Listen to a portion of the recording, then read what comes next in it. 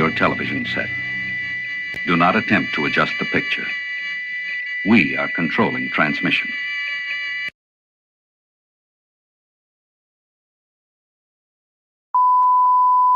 Stand by to receive our transmission. Boarding.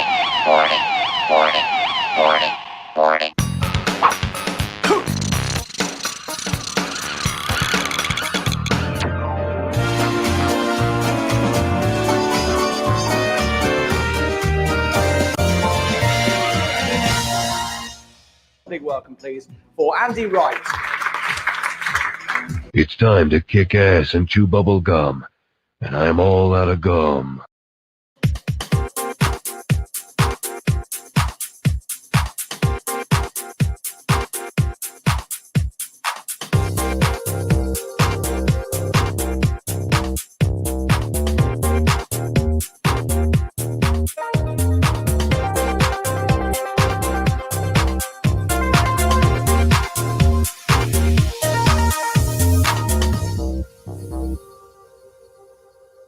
And now, here's the world's greatest... Oh, hello, everybody. Welcome. Oh, thank you for coming in today. It's Sunday, the 1st of March today. Hello to Kane. Hello, your first one in there. Welcome. Good evening, good afternoon, even. Good afternoon. So long, been a long week, and of course we're back here on a Sunday afternoon as per normal. Hopefully we'll get some people come in and say hello, so please do that. Don't forget, comment down below, and of course you can of course click on the link up above there and join me live on air. Hopefully we're coming of course 24/7, is that right? Or 2020, whatever number it happens to be, we're coming across as, and that's what we're doing. Now, obviously, I can't hear what I'm saying because I've got these in, but I'm not hearing myself on the mic. I'm just going to try it and see if it works. Right, so I can hear myself. Oh yeah, sounds all right. Okay, good. Because there was I recorded 4 videos yesterday. I recorded 4 videos and found out today that the audio was very, very bad. It sounded like I was a Dalek. I have no idea why, but I've now got to re-record 4 videos again, and that's really annoying. So later on, I shall have to go back in the recording studio. But of course it is today. We're live streaming Sunday afternoon, and there is Brian. Hello, Brian. Good afternoon. Because the fog on the time is all mine, all mine. That's Brian. Hello. The fog on the time is all mine, all mine. Thank you for coming in, Brian. That's very kind. And second in there is Mr. Alfie Bob. La, la, la, la, la, la. Oh, yes. Good afternoon there from all the way from Egypt. Yay! Oh, brilliant. That's a long way to go, isn't it, from Egypt? A long way to go. Yes, but we're here. Well, I am in the UK. I don't know where you are, but I am. We are beaming out live around the world, apparently. So we're doing Facebook and YouTube today. The reason why is I've given up on Twitch. It's I think it's a bit of a waste of time doing Twitch, so I've decided not to stream to Twitch anymore. Oh look, it's Archulov. Archulov's in the house. Welcome, my dear. Cup of tea already. Oh, that sounds good. Flipping heck, that's decent. Yes. So I do have my new kitchen, -3 doors, which is like, whoa. but I'm trying to keep it tidy. So whenever I use anything, I put it away back in the cupboard because I don't want to leave out on the side like I normally did. It was piled high with rubbish, saucepans and pans and plates and things, and it was a mess. So now I'm very, very disciplined. I'm putting everything away after I've used it, which is unusual because I'm not that tidy. So, hey, whatever. Wait a second. I don't like the sound of that. But here we are on a Sunday afternoon. It is nice. It's very nice. I have to say, it is very, very nice here. We've got sunshine. It's moderately cold, but not too bad. About 10, I think, about 10 degrees. Bit cloudy, but it's sunny. And it's very, very nice for a Sunday. But hello to Dog Nose. Woof, woof. Woof, woof. Flipping heck, that's decent. I'm just making sure because we do have some cats. Excuse me. Sunny and cold in the West Midlands. Why did I say that? I don't know why I say that. I really don't know. Surely you can't be serious. I am serious. And don't call me Shirley. I keep on saying it like Midlands, like England and Thailand, and oh my God, I can't help myself. It's just like really, really annoying. I don't know why I say it. It's my mouth, I know. I got control over my mouth, but I really don't know what's going on with that. Same here, just got back home, cat sitting. Ah, right, okay, that's good. Meow, meow. Bad old putty cat. But we do have some cats that watch. We got James Lee in Wales, and we have I'm sounding Porsche. Porsche. I'm Porsche. Bad old putty cat. Oh my God. Just for that, I'll give you a Shazam. How about that? And also I'll give you a Yabba Dabba. Yabba Dabba Doo. That's for saying I sound posh. Oh God. Oh, ow. So Sunday, yes. When saying West Midlands, yes. West Midlands. Midlands it is. Midlands. What? Oh, I can't remember. It's Jasper Carrot, isn't it? From West Midlands area. Jasper Carrot. Yep. What's happened to him? What's happened to Jasper Carrot? Is he still alive by any chance? I used to think he was quite funny, but maybe not. I don't know. Yes. Let me have a look. What we got? Oh. Ooh. What's that? 2 subscribers. Do. I'm just being nosy, that's all. Sorry. Just got to be nosy. Well, obviously, you can't see what I'm doing, but I am being very, very nosy. Who else is there? One. Oh, right. Okay. 1, 2, 3. Kidderminster. That's in West Midlands, I think, isn't it? Kidderminster. I've been there. I think. Been there once. Never again. Oh, that was so rude. Yes. Right. Now it's a toss-up. Pardon the French. On Pancake Day, of course.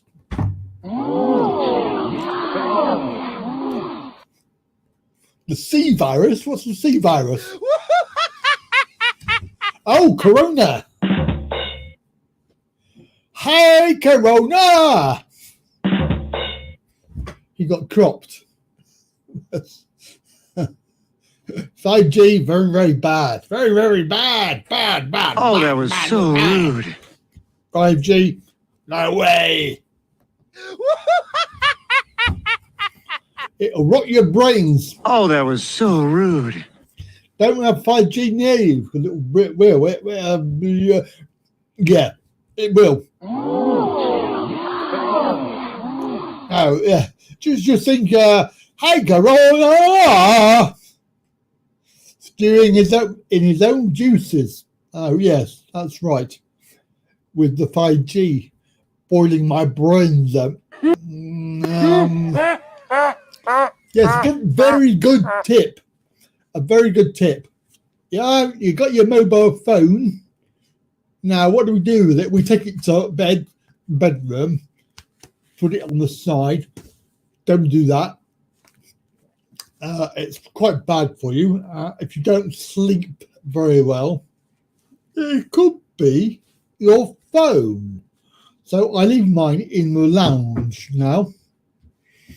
So I leave that in there. I have an alarm clock, a proper alarm clock, a proper one. So I can get up in the morning. But I used to have my phone and used to wake up with a headache. So that is something that I'm not going to do anymore. C-virus, I think just really don't worry about it. Wait a second. I don't like the sound of that. You got more chance of getting the flu, I think. Flu can kill you too, don't forget. Flu virus. Very, very bad. Hello, it's Rudy! Yes! Rudy's in the house. Hello, Rudy. Oh, bugger. I forgot my vape thing. It's in the other room. I was going to have a little puff then. What? Can't be asked. You've got lady flu. Oh, what? Oh, that was so rude. She got lady flu, guys.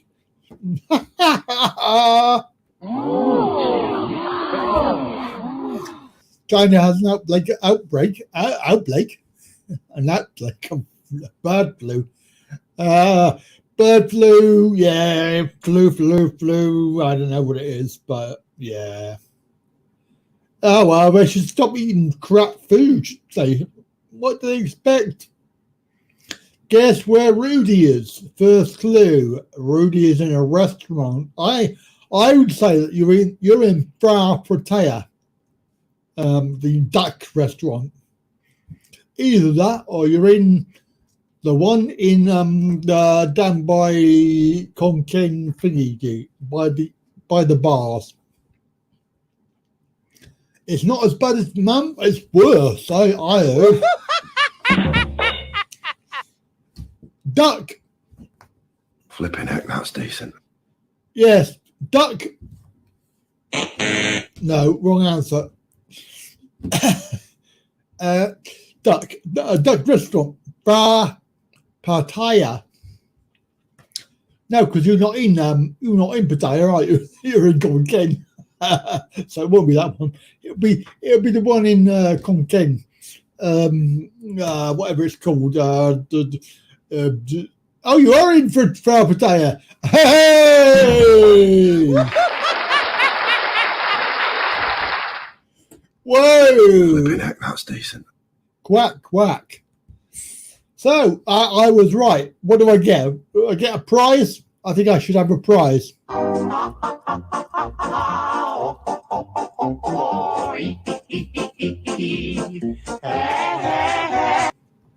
Hell yeah! Toasty. Yeah, I think you should buy me a beer. That's my prize. Oh, that was so rude. Yeah. Right, Pattaya. So you're in Pattaya then? I take it because you wouldn't be able to go there if you weren't. Pattaya. I bet there's nobody around, is there? A cabbage. What's that? What about cabbage? What about it? Cabbage. A cabbage. I'll give you a Shazam for that. Shazam. That was worth a Shazam. If you come tonight, get a free duck. Hey, it's a free ducks all round. Free ducks all round. Flipping heck, that's decent. Free ducks all round. It will soon be your birthday this month. The big one. It's the big one. Oh, my prize, a cabbage. Oh, yeah, I get it now. I want a free duck. I want a free duck. You have to give me a free duck. That's the water bird. That's the water bird. No autocorrect. What day is your birthday then, Archie? Look, what day is it? What day is it? Because we have to do it. We have to do happy birthday for you. We have to do it. It's a law. Happy birthday to you. That's for anybody else. If it's your birthday, of course. If it's not your birthday, then Happy birthday to you. Because it's nice to get told happy birthday. So the big one is that 3-0. I think that's 3-0 myself. 28. Oh, gee, we got 28 days to wait yet. My God. That was so rude. Can't wait that long, especially when we're having cake. Are we broadcasting on that day, I wonder? 1, 8, 15, 20. No. Oh, yeah, we might be. We might have to do it on the 25th. Is it 25th? Is that right? I don't know. Let me have a look.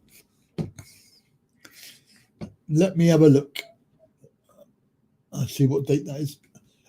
So Sunday the 29th. Oh, we can do it on the 29th. That's all right. It'll be a day late, but whatever. Hello, Tim. Tim Monk is here. Hello. I don't know why I'm shouting. You know, I've gone a bit over OTT at the moment. Bit loud. I seem to be shouting. Hello, Tim. Hello, Lloyd. Lloyd is in the house.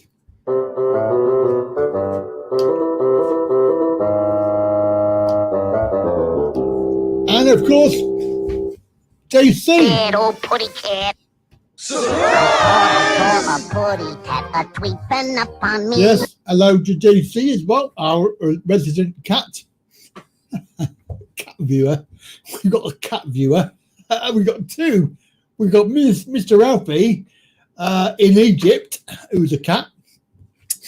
And we've got JC in Wales, also a cat. So we have two cats. Cat, old putty cat. Happy birthday, Alfie, from Friday gone. Yes. Oh, yes. That's right. It was belated. Happy birthday to you. Belated happy birthday to Mr. Alfie. Happy birthday to you. Nice to receive. I don't think you should say that sort of thing, really. It's nice to receive. Yes. So Mr. Alfie's birthday, and of course we all here, everybody. We all want cake, don't we? We all want a cake. Wait a second. I don't like the sound of that. What's that? You're 21 again, are you? That sounds about right. Good afternoon to the people watching. Apparently there were a lot of pussies around here as well. Yes, well, you couldn't say that. There's some pussies on the internet as well, isn't there? Pussies. I bought myself a new toy yesterday because I got fed up of drinking shit water from the tap. I bought myself a filter.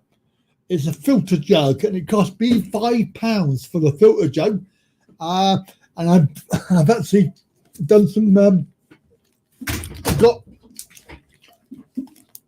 2 bottles so far.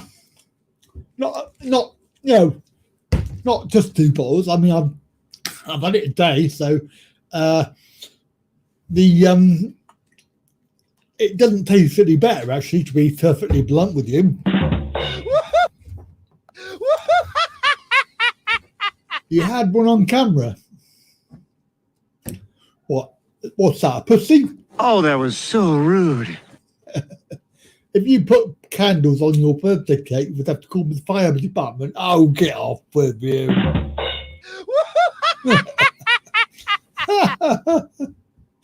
Oh my God! Just wait till you get to my age, then you'll be worried. You have to have a big cake for that. Oh, that was so rude. Yeah, so I don't like the taste of the tap. The tap is really, really disgusting. So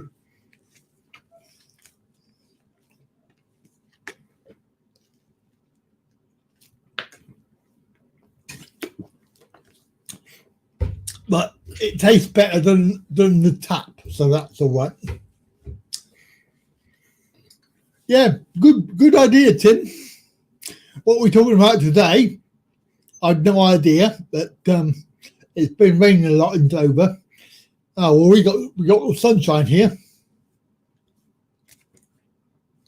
If you've done it, you need a bank loan. What, just to buy the candles? You mean? Oh, that was so rude. He hasn't got a pussy on his lap. No, because then it would be really, really good, wouldn't it? Hell yeah! Hell yeah. Oh dear. Excuse me. Oh, excuse me.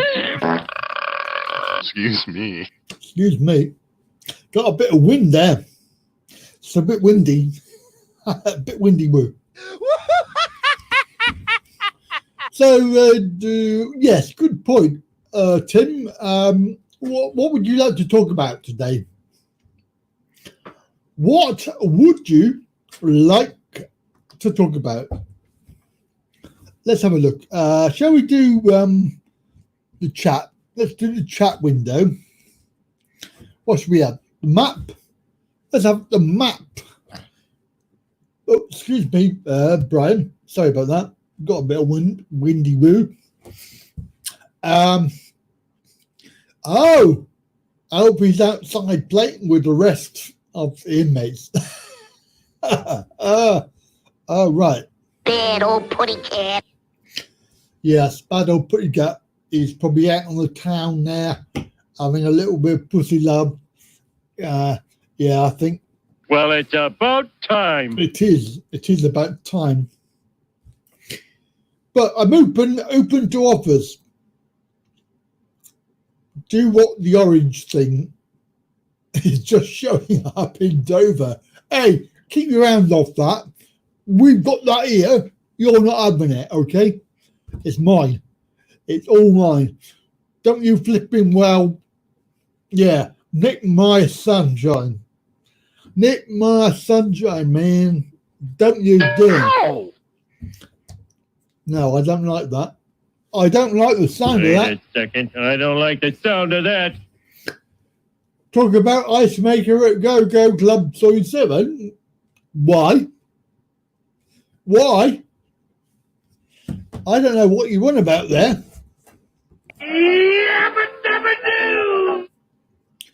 I've not been to the Go in Soy 7. But I haven't really been to Soy 7 at night. We did go down Soy 7 and Soy 8 because we went to see you and you weren't there. So, what's the cat up to? We'd like to know that, Tim. I really would. It'd be very good. One of the ideas that I was going to nick off of Andy Bailey. Hello, Andy, if you're here. Hello, it's Miss Nook in the house. Hello. Bing bong. สวัสดีค่ะ Hello. Oh, that reminds me, I forgot. I better chat with Madame. That's if she wants to talk to me. I don't know. She might not.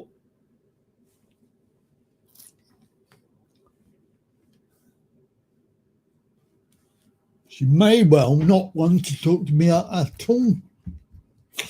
She's a bit late. Ding dong. Utai Tani. Utai Tani. Yes. Nook is in the house. Let's see if I can do this. Oh, where's it gone? I don't know if it's going to work. Not sure.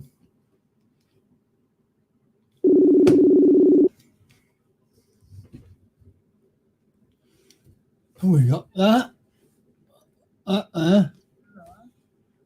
Audio.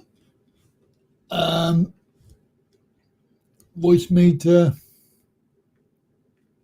Oh God. That one, is it that one? No, it's not that one. Is it that one? Voice mod. Is that it? Can you hear me? Nope. Oh, I'm doing the wrong one. Oh God.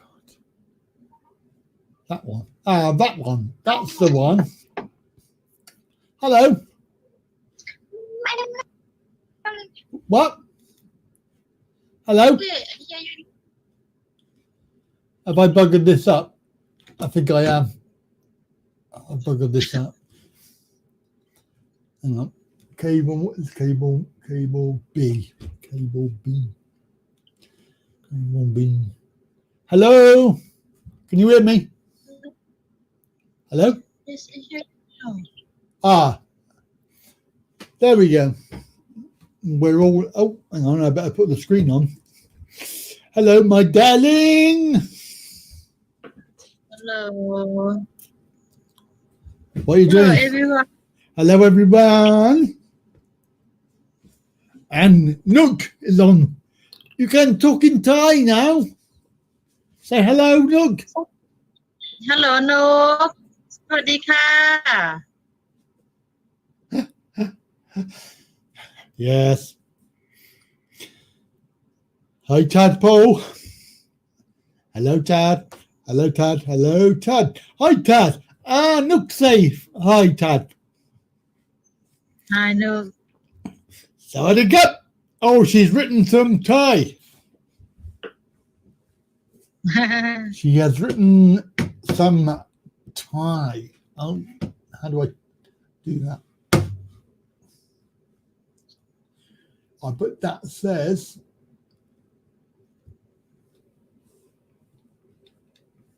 copy. How do I put that in there? How do we?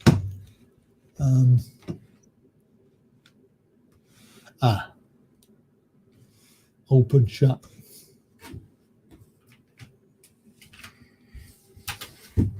Bing.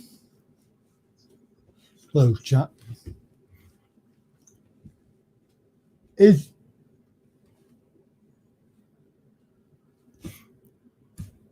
oh no, she's put some more. Oh my God. Look is writing in Thai. Oh my God. Help. Help. I've got to copy and paste it. Because Tad is not on YouTube. Tad is on Messenger. Tad is on Messenger. That is from message from Nook.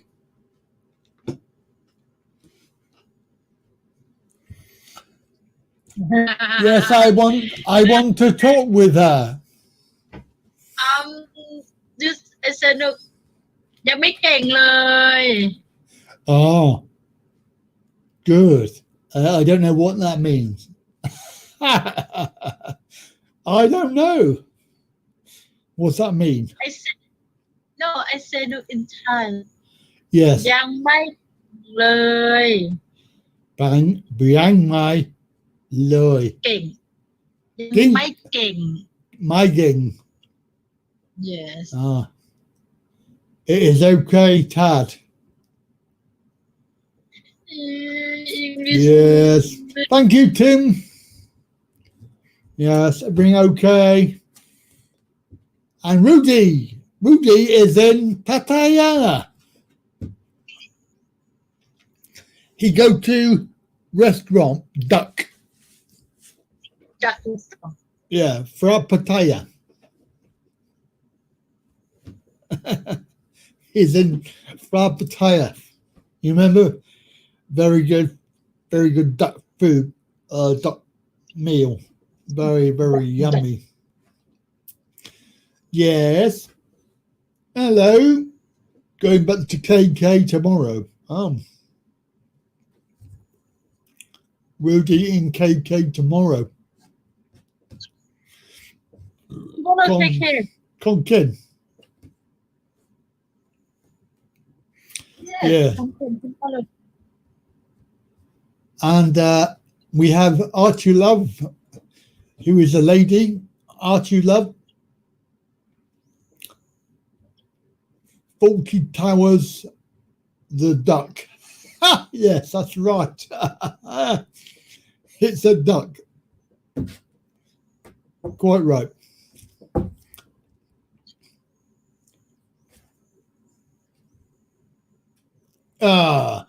We say we're going to a duck restaurant, sit down. Nook says she doesn't like duck. They don't like. No, she don't like duck. Where is Mr. Alfie? I hope he's in Egypt. I hope. Hello, Mr. Alfie. Oh, you've just gone into Tad's house. Hello, Mr. Alfie. Knock, knock, knock on the door. Yes, Nook don't give a duck. I love duck. I love duck too, Kim. Yes, I love duck. You not like duck? No. Oh, gosh. Mr. Alfie, can we have none of that mushy crap here? Thank you. Is it wrong that I was totally aroused by that? Oh, I forgot. Your Tad. La la la la. Hey, hey, hey. You don't like to. What? Eat duck? Yes. You don't like to eat duck? It's okay. It's okay. Oh. It's okay. Oh, your teacher not calling.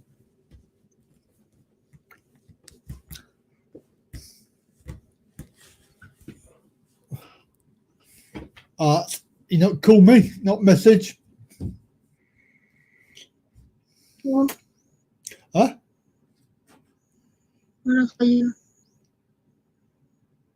What? You not see me?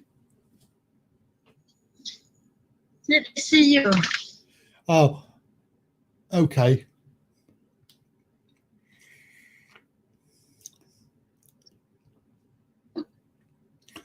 You missed bingo again. No, have bingo. Rudy wants to play bingo. Bingo, my sister come. ที่แมวแมว come. Yes, meow meow. Yeah. I think สงกรานต์ Songkran. Darling, you must tell me.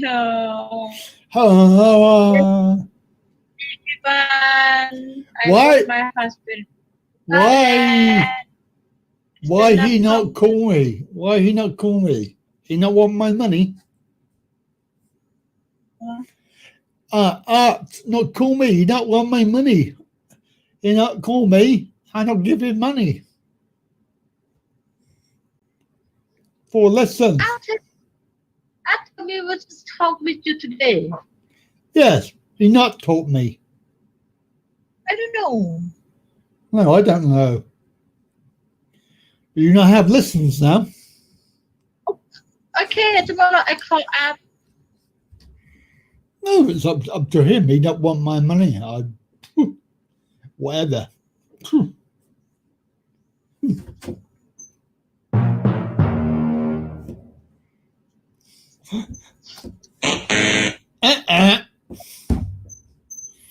Game show. Have game show, darling. Everybody, tell me please. Tell my husband come to Thailand.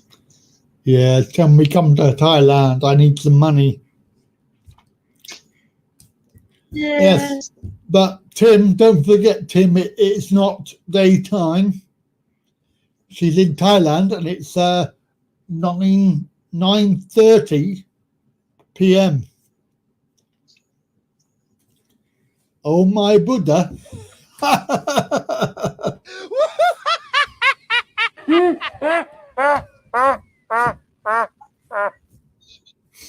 Yes. It's 9:30, Tim. 9:30 in Thailand. That's where she is. Flipping out, that's decent. What? Darling. What? Yang? Yang là. Yang?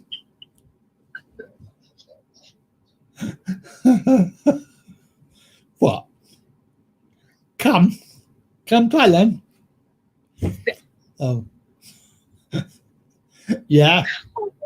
Well, if everybody give me some money, then I can come tomorrow.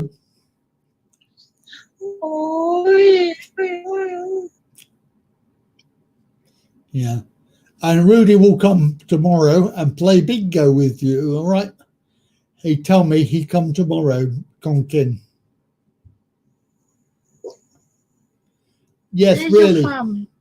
Huh? This study from. I come August. Yeah. Oh. Okay, sorry, I don't know. It's 7 hours, Tim. You'll give me 20 baht. Nook will give me 20 baht. Well, Fern. Fern. Hello, Fern. 1 year. Hello, Fern. Yeah, she's not happy now. All right, Fern. Fern, I will pay him not to go.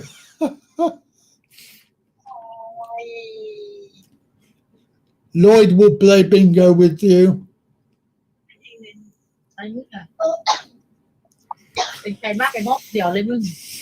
Yes, so everybody who can give me some money, I can go to Thailand in a week. Look, you don't want to disappoint a lovely Thai lady, okay? Don't want to disappoint. Because she's not very happy, but you can help me out.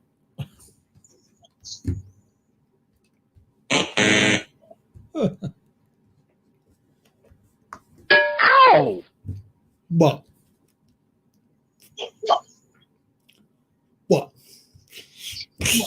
What? Oh, happy face, darling.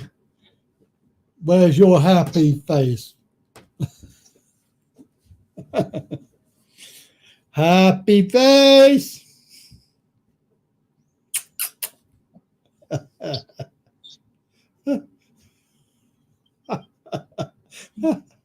She missed me. Send your money to me. I'll give it to Tad tomorrow. Yeah, very good, Rudy. แล้วบริหารเลยมาเปิดเนี่ย What? Flipping heck, that was decent. ทำโฟกัสโอ้ย Then duck. Soon duck back. Eh? Soon duck. Is that duck or chicken? Soon chick back. What? ไม่ได้มา Oh, maybe she wanted to kill me now. she wanted me to die. That's a chicken. Oh, right, okay. That's a chicken. Soon chicken back. What? Doesn't make any sense. cannot miss me I miss you. not miss me I miss you. Ow!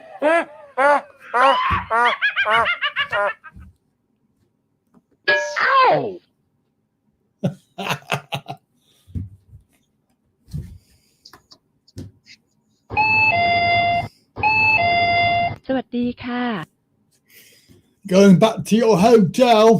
Bye bye, Rudy. Bye bye. Goodbye.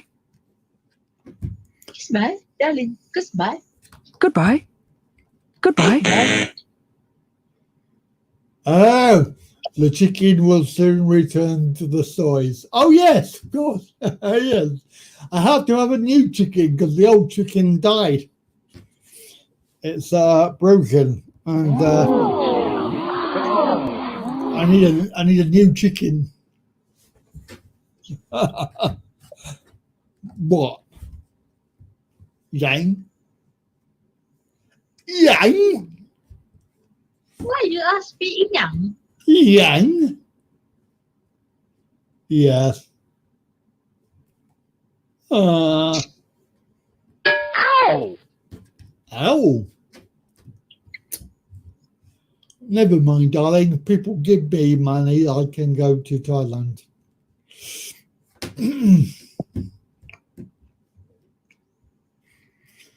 Because I know how I give to you. And listen.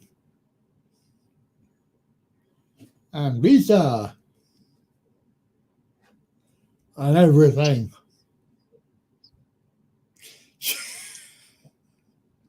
oh everybody for visa Nook says, you look unhappy. happy Not happy. ไม่ happy ลูกไม่ happy ไม่ happy You're not happy, no? Nook says, I want to I need to come to Thailand but go to establish you And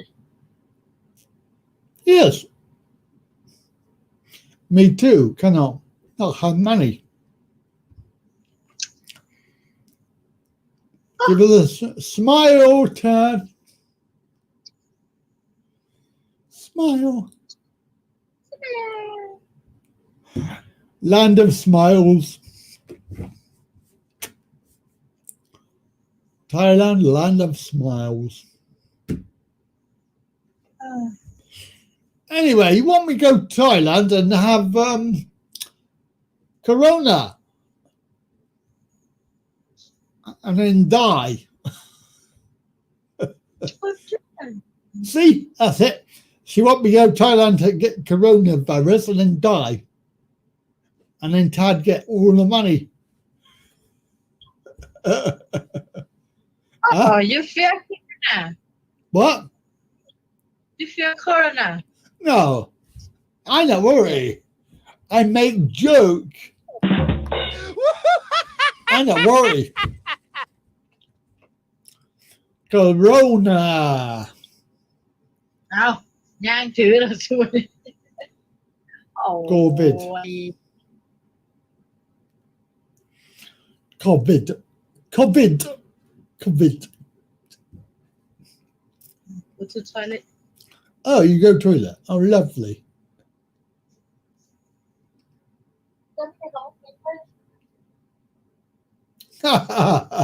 You got no chance, Mr. Alfie.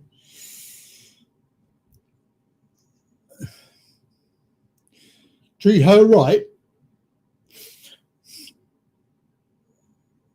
Oh, thank you.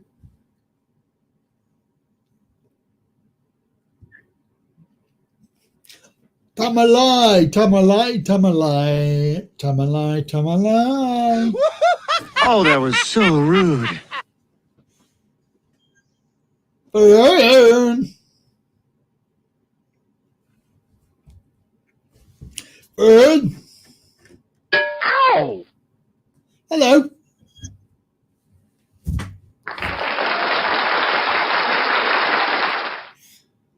Apple flavor. Oh. You got smells of lavender. Ooh, nice. Very nice.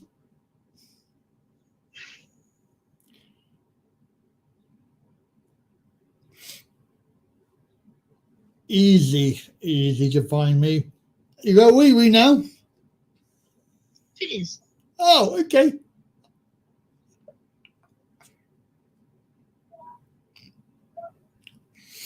Yeah. So what are you doing?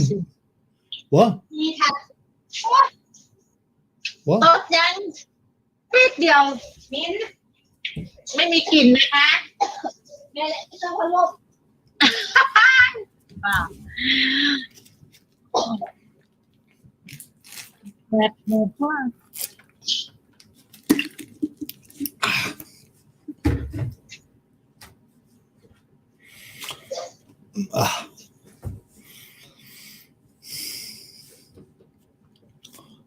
What?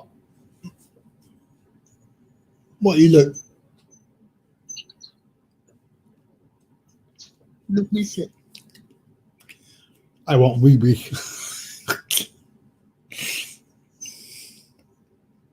Yes, you go to work. You go to baby.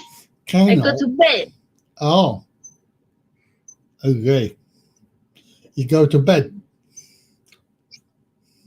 What time is it?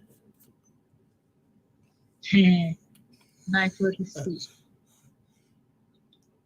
Please say again. 9:46. Correct. Yay! I want to know.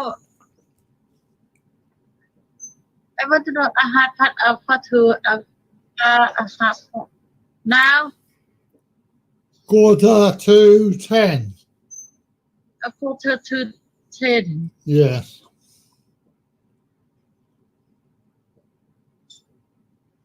But Yes. 9:46. My feet are cold. yeah, it's kind of difficult. Why difficult? What's difficult? Thai time very easy. No, Thai time is difficult. No. Yeah. My mom. So, Darling, English, AM, PM. Apart. Oh my God. So what's morning then in Thailand? Morning? 6 โมงเช้า Hog? 6 โมงเช้า Mong Chow. Which afternoon? Time? Thailand. Yes. This afternoon. 6 โมงเย็นเหรอ 6 p.m. Yin. 6 p.m. Yeah. Yeah, 6 โมงเย็น Hog Mong Yen. Yin. Yen. Yen. Yeah. It's very difficult. Very difficult. So you have 9 p.m. Samong. No.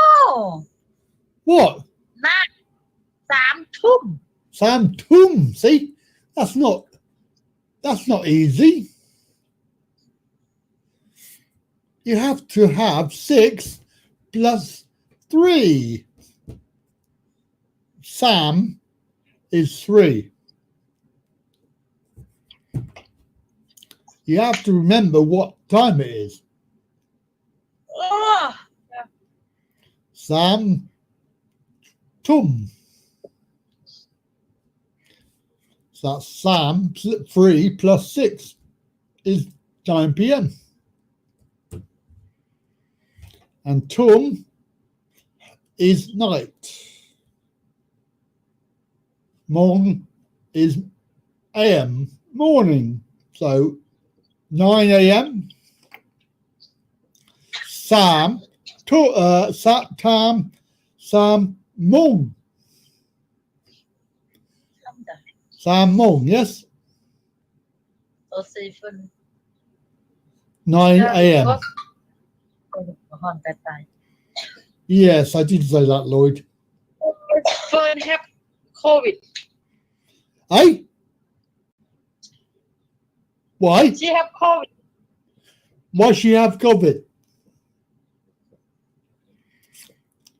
Why you have fun? Why you have fun?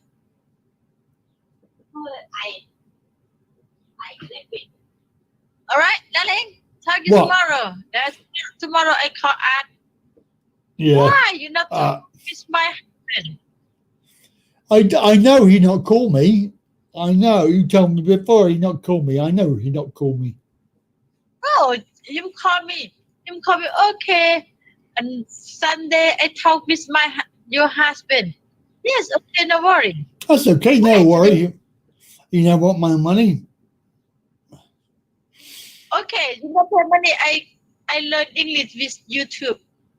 You learn with English with YouTube. Oh my God.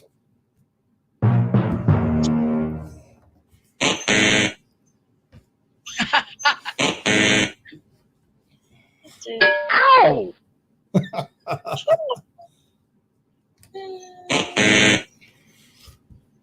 Learn English YouTube.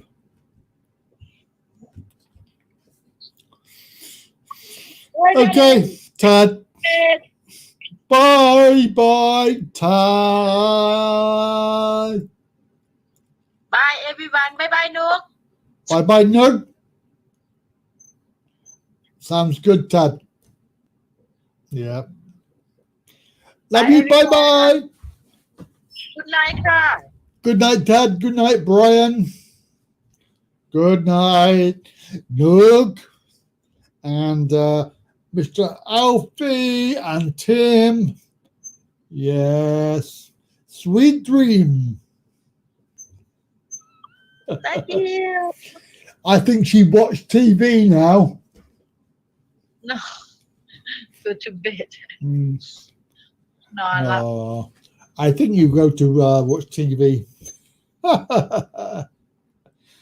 Oh dear. Okay, bye. Bye. See you tomorrow. Okay, thanks tomorrow, darling. Love you, Ka. Bye. I give you bye. Goodbye. Goodbye. Goodbye. Goodbye. Goodbye.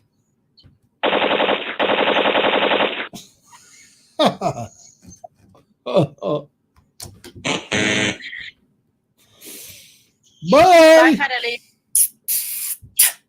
Bye-bye. Bye.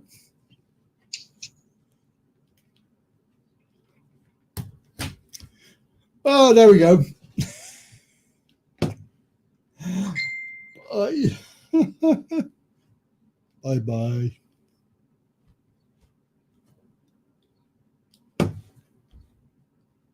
Bye.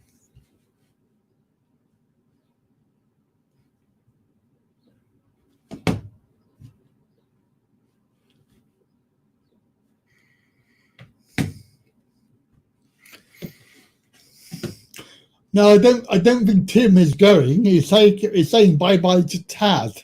I don't think he's actually leaving. Well, it might be. Anyway, I was looking into nicking an idea off of Andy Bailey, because he plays a game, online game, with his on his live stream, and I was looking into it today. But unfortunately, what I didn't realise is that you have to sign up for it and actually pay for it. So I didn't do it at the time.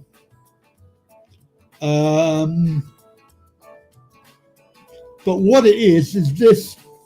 I'll show you in a minute. It's an online game that everybody can play online, obviously.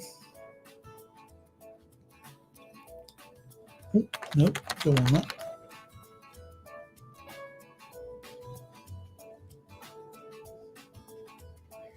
So it's this game here, which is Quiplash. Apparently, it's Quiplash, and you've got to buy it on Steam. So it's basically $4.99. It's quite good fun. I played it with Andy Bailey. It's for up to 8 people can play online. There are no rules or correct answers. You just say whatever you want. And basically the answers that you give are voted on by other players. So if you put in something, then it's obviously the one that gets the most votes. And of course, if you're on the stream, then you can play. You can join in and play online. So I need to go ahead and sign up for that, which I'll do. Put the link on and you'll call back in. All right, yeah. But that's my plan anyway. I thought I might do that.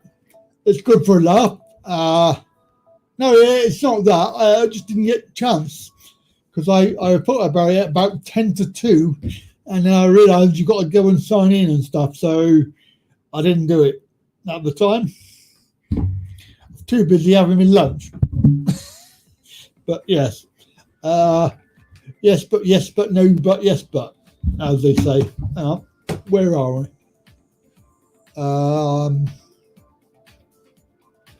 Click the link. Oh no. Oh God. I've got a tie. I don't want that. I want.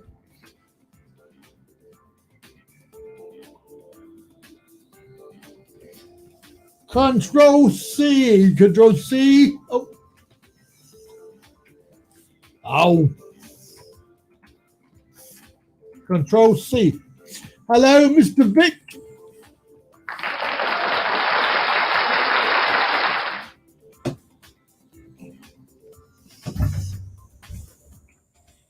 Control C. Right, okay.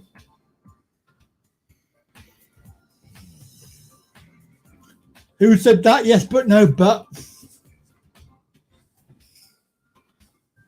There you go. Yes, but no, but. It's a game. Look, it's an online game. Everybody can play. Well, not today, but next time. Next time. So if you want to come on live, click that link. Get authenticated. Ooh, missus. Yeah. Oh, excuse me. I've got a bit of wind. Excuse me. Got a bit of wind there.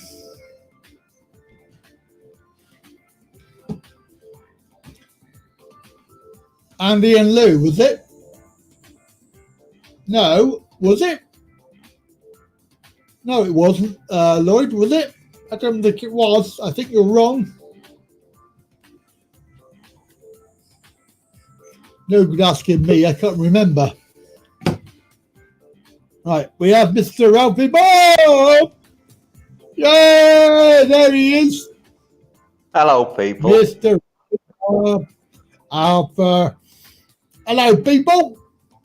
I thought I'd get a bit of quality on your show. A bit of quality. Yeah. Someone that can talk proper English. So we've got somebody that can talk proper English now. Vic. Hello, Vic. Good day to you. Welcome. Okay, Hello, Vic. mate. Hey. Well, I didn't come on last week because I don't think I was here.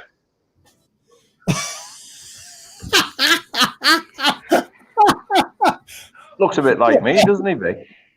Yeah. Yeah. Hello there, mate. Yeah. Okay, Vic. I didn't catch your name.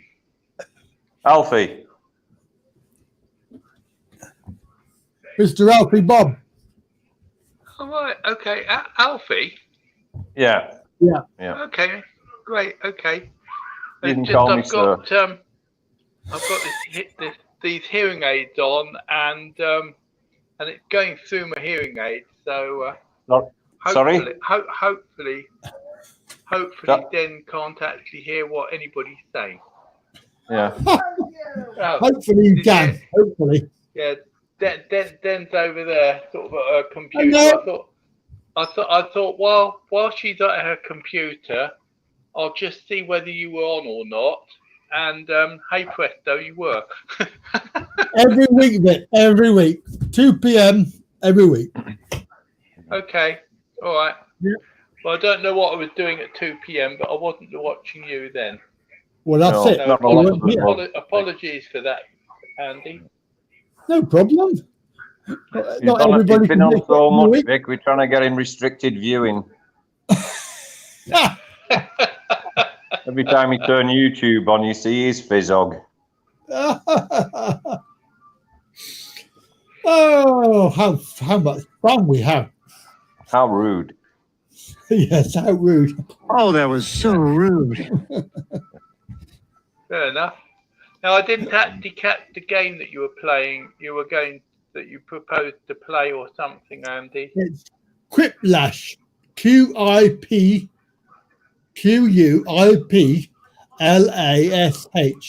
Quiplash. It's very good. It's a very good game.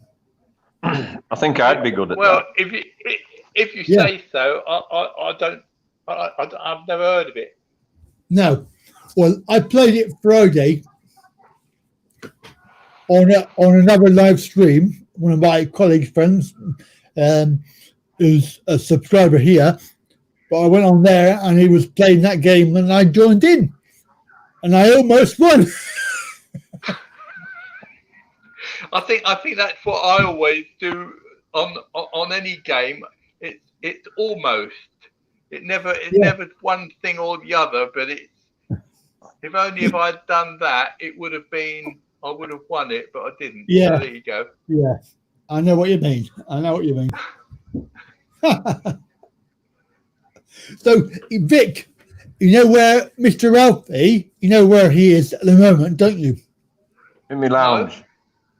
In his lounge. Well, yeah, I can see that you're sitting down, and you've got a wall behind you, and a nice picture above it. He lives in Egypt. Oh golly! Egypt. Are they Egyptian things? Yes. Are you? Yes. Yes. Oh. Are you Egypt. interested? Are you interested in Egyptian figures then? Only if she's about 25, nice and slim and free. Oh, okay, fair enough. So you don't need to go into pyramids to find them then? No. I live in Upper Egypt, Vic. Cairo and the pyramids really? are about 300 miles away from me. Very close to Karnak Temple. Very close to where? Karnak Temple, which is close to Luxor Temple on the Nile River. Oh, okay. Yeah. Oh right, so it's real Egypt then that you're in. Yes, yeah. Tutankhamun's tomb is just across the water from me. Oh, okay. Fair enough. Well, it just looks as if you're next to me at the moment, mate. Yeah. On the screen. Yeah. That's how it works. I mean, say I've got Andy in my lounge as well, which is where Yeah, I it shouldn't know. work. But you know. Yes. Well, I suppose we're all in for a bit of glutton for punishment, aren't we? Yeah, yeah. It's like a drug. Should be a Class A drug, actually. The Andy Wright Travel Show and Really Talking. Yeah. Good. Well, Definitely. I like your backdrop, Andy, and how you managed to get your head in exactly into the first 0 of the year. Yeah, very clever, isn't it? Very clever. Yes, very good, very good. Oh, luck and judgment. Good job it's not 1969. You'd be stuffed then between that. Yes, I won't make any comments. It's really weird having twins. I've got twins. Yeah, I must admit, you sort of just having a cup of something then has actually got me. I've got a cup here, and I've got the kettle here, and now that's actually made me feel like making a cup of coffee. I'm afraid. So that's what I'm going to do. I'm going to put my phone down. You'll probably see a picture of the ceiling in the meantime. Sorry about that. You know what phones are like. Yeah, I know what phones are like. I'll be kneeling down shortly. It's nearly pro time, so we can join it together. It's just that I'm dying for a cup of coffee. Oh my gosh. My caffeine level has dropped too low. No, I don't drink coffee, Vic, so we're different though. Intravenous coffee. That's what you want. That's what you need. Intravenous drip. Yeah, they had Clive James on last night on the telly, and I think he was reporting from Cairo. I mean, obviously not a live broadcast because of course he's dead, but he was saying that good point. You lot out there sort of drink very weak tea or something. No, the Egyptians like really strong tea, or shy, as it's called, with anything from 3 to 5 sugars of spoonfuls of sugar in each one. But they never drink. Yeah, never drink out of cups. It's always out of a glass. Okay. Yeah. Yes, and no milk either. No milk in it. No, never milk. Sometimes mint. Yeah. Right. But shortly, shortly, Vic, I'll be taking everybody for a tour around my part of Egypt. I'm making some vlogs at the moment. All right. The life of a British expat. How long have you been out there? 12 years. Was it a good move? Yes and no. I initially moved over to Egypt for one, I'd worked hard and I could afford to retire early. 2, my wife had spondylosis of the spine, arthritis, rheumatoid arthritis. So basically it was a health move. Oh, okay. Having spent quite a few holidays here first, when she returned to the UK, everything was a lot better for 3 months, except a talking and a nagging. That seemed to increase for some reason. Oh. So we decided to make the move. I'd finished work, or so I thought, because I've not stopped working on my own property since I arrived here. And the only bad move I made, really, because it was a buyer's market, and an Englishman's home is his castle and all that. I had our own villa built. Of course, after the revolution, the market crashed, so it's difficult to sell your property and move on at the moment. But things are improving every month, literally. So the market will recover in 2-3 years. And then I'll be ready for move number 3. And will you be staying out in Egypt, do you think? Not above 4 years. I fancy a change. I mean, I really love living here, but I'd like to go try and live in another country. But to do that, I need the finance of the house sale. Yes, of course. Yeah. Saves living in a cardboard box in a park. Well, the trouble is that you've got problems with ventilation and trying to sort of keep warm and all of that stuff. Or cold, not in Egypt. The case might be. Yeah. No, not in Egypt. Yeah.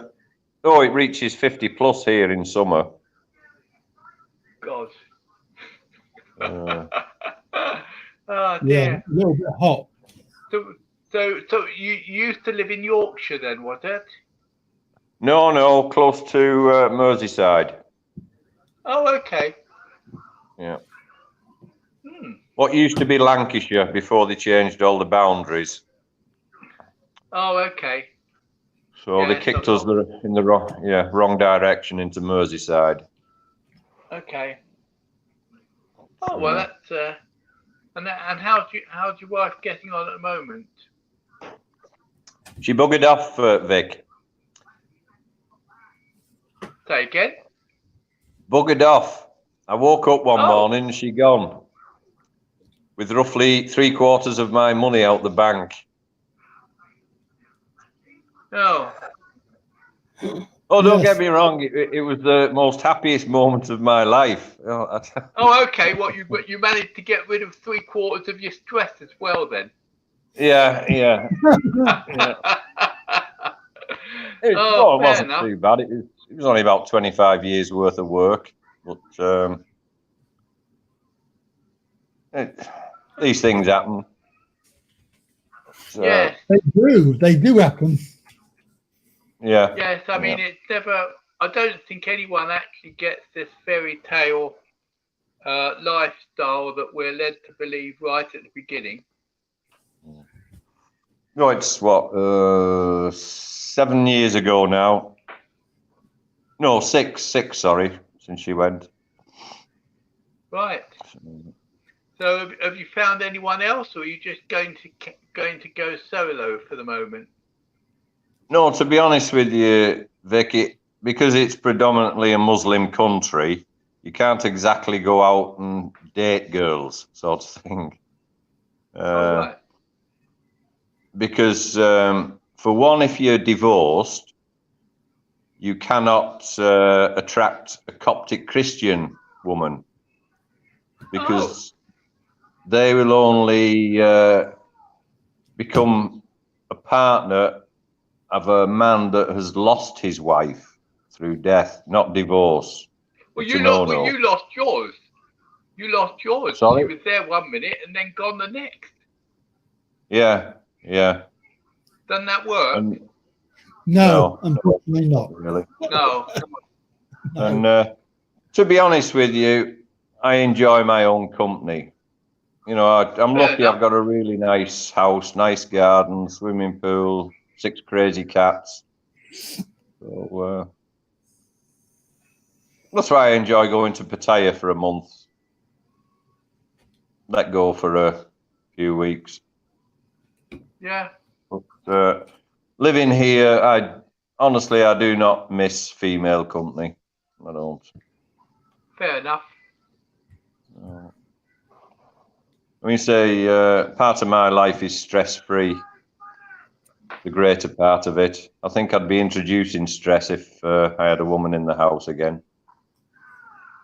Yeah, I understand.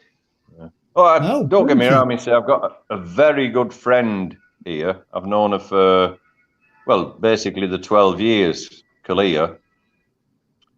and she keeps the house clean, and you'll see her on a few of the vlogs.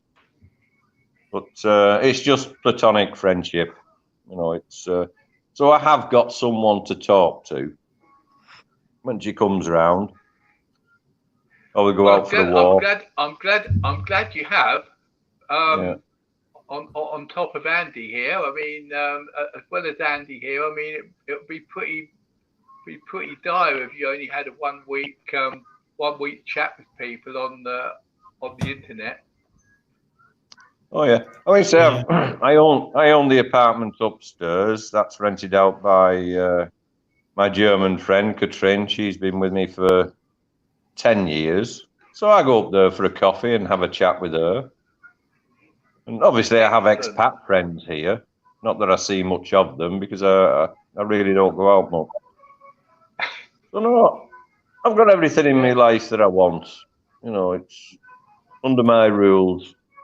You know, when I want, you know. So I'm fortunate, really. Well, I consider myself to be fortunate.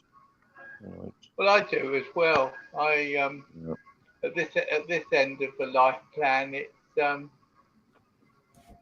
well, you've got more time to actually think back of what you actually did, but you still can't really work out whether it was the right thing or not because that's what actually happened, and that's the end of it.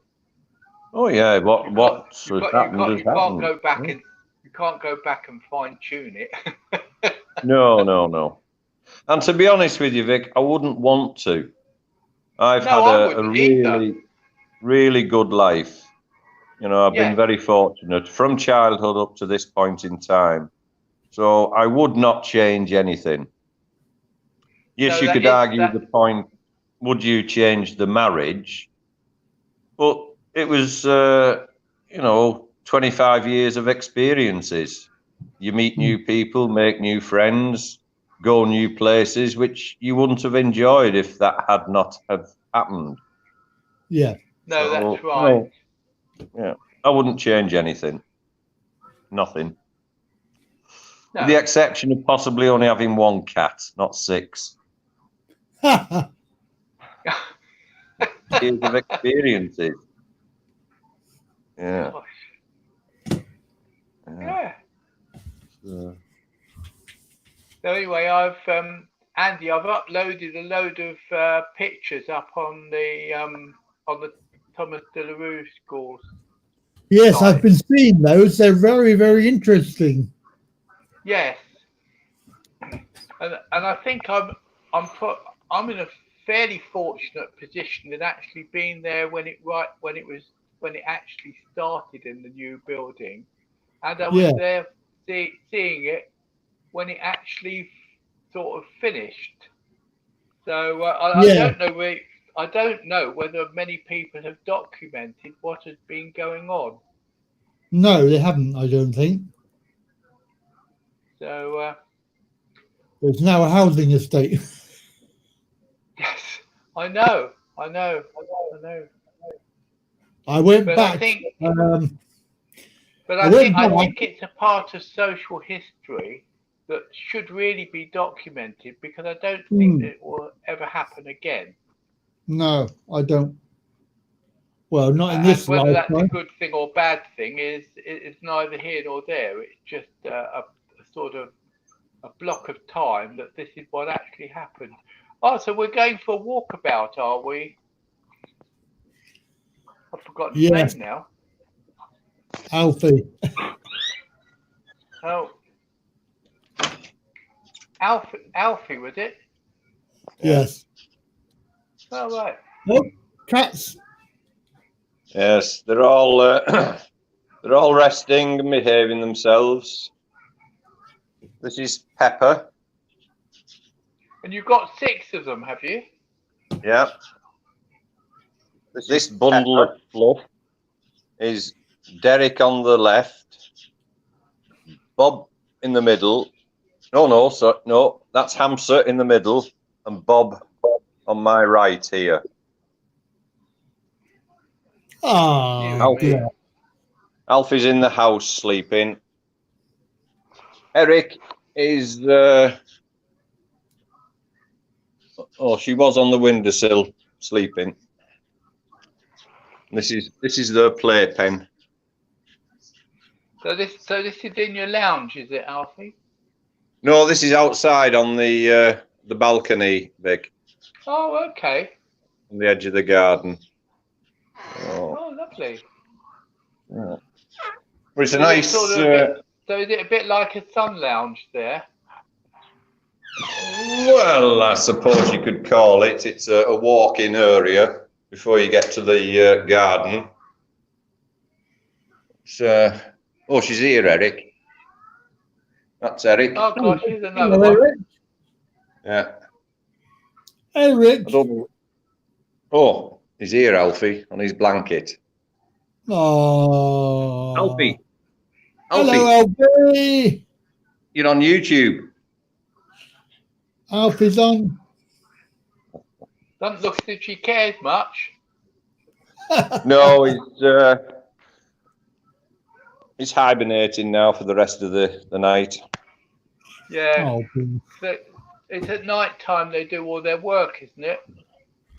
Oh, it's Looney Tunes trying to get to sleep with Alfie in the house because he's a house cat. He goes out now and again playing with the others, but he just shoots up and down the house playing with his mouse. And he just thunders across the floor, considering he's only a cat. Sounds like a dog. Because from this point to the front door is 100 feet. So he gets quite a good run up. Oh. But he doesn't like to spend all the time outside. He gets a bit ratty with the rest of them. Half an hour at a time. Fair enough. Alfie's 11 years old. And Bob's 10 years old. And the other three about 18 months, 2 years old.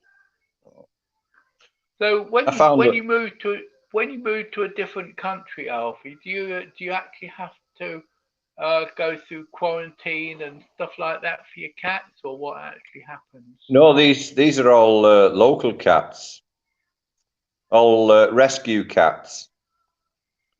So what, would you just leave them behind? Well, I had 2 cats in the UK, right? So my priority was finding a good quality home for those, and I did that and left them more than enough money for 5 years upkeep.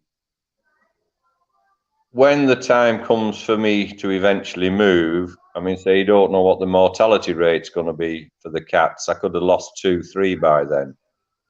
Right. But I'm lucky here. There's a British-run animal sanctuary stroke medical veterinary practice called ACE. And I've done a vlog on it. And I will pay them a good wage to look after any cats that I leave here. So they'll be very well looked after and they'll have loads of room to move about, no problem. Oh, that sounds good. Yeah. So that doesn't really tie you down to which country you'll move to then? No. I mean, say, to be honest with you, I would always come back to visit Egypt.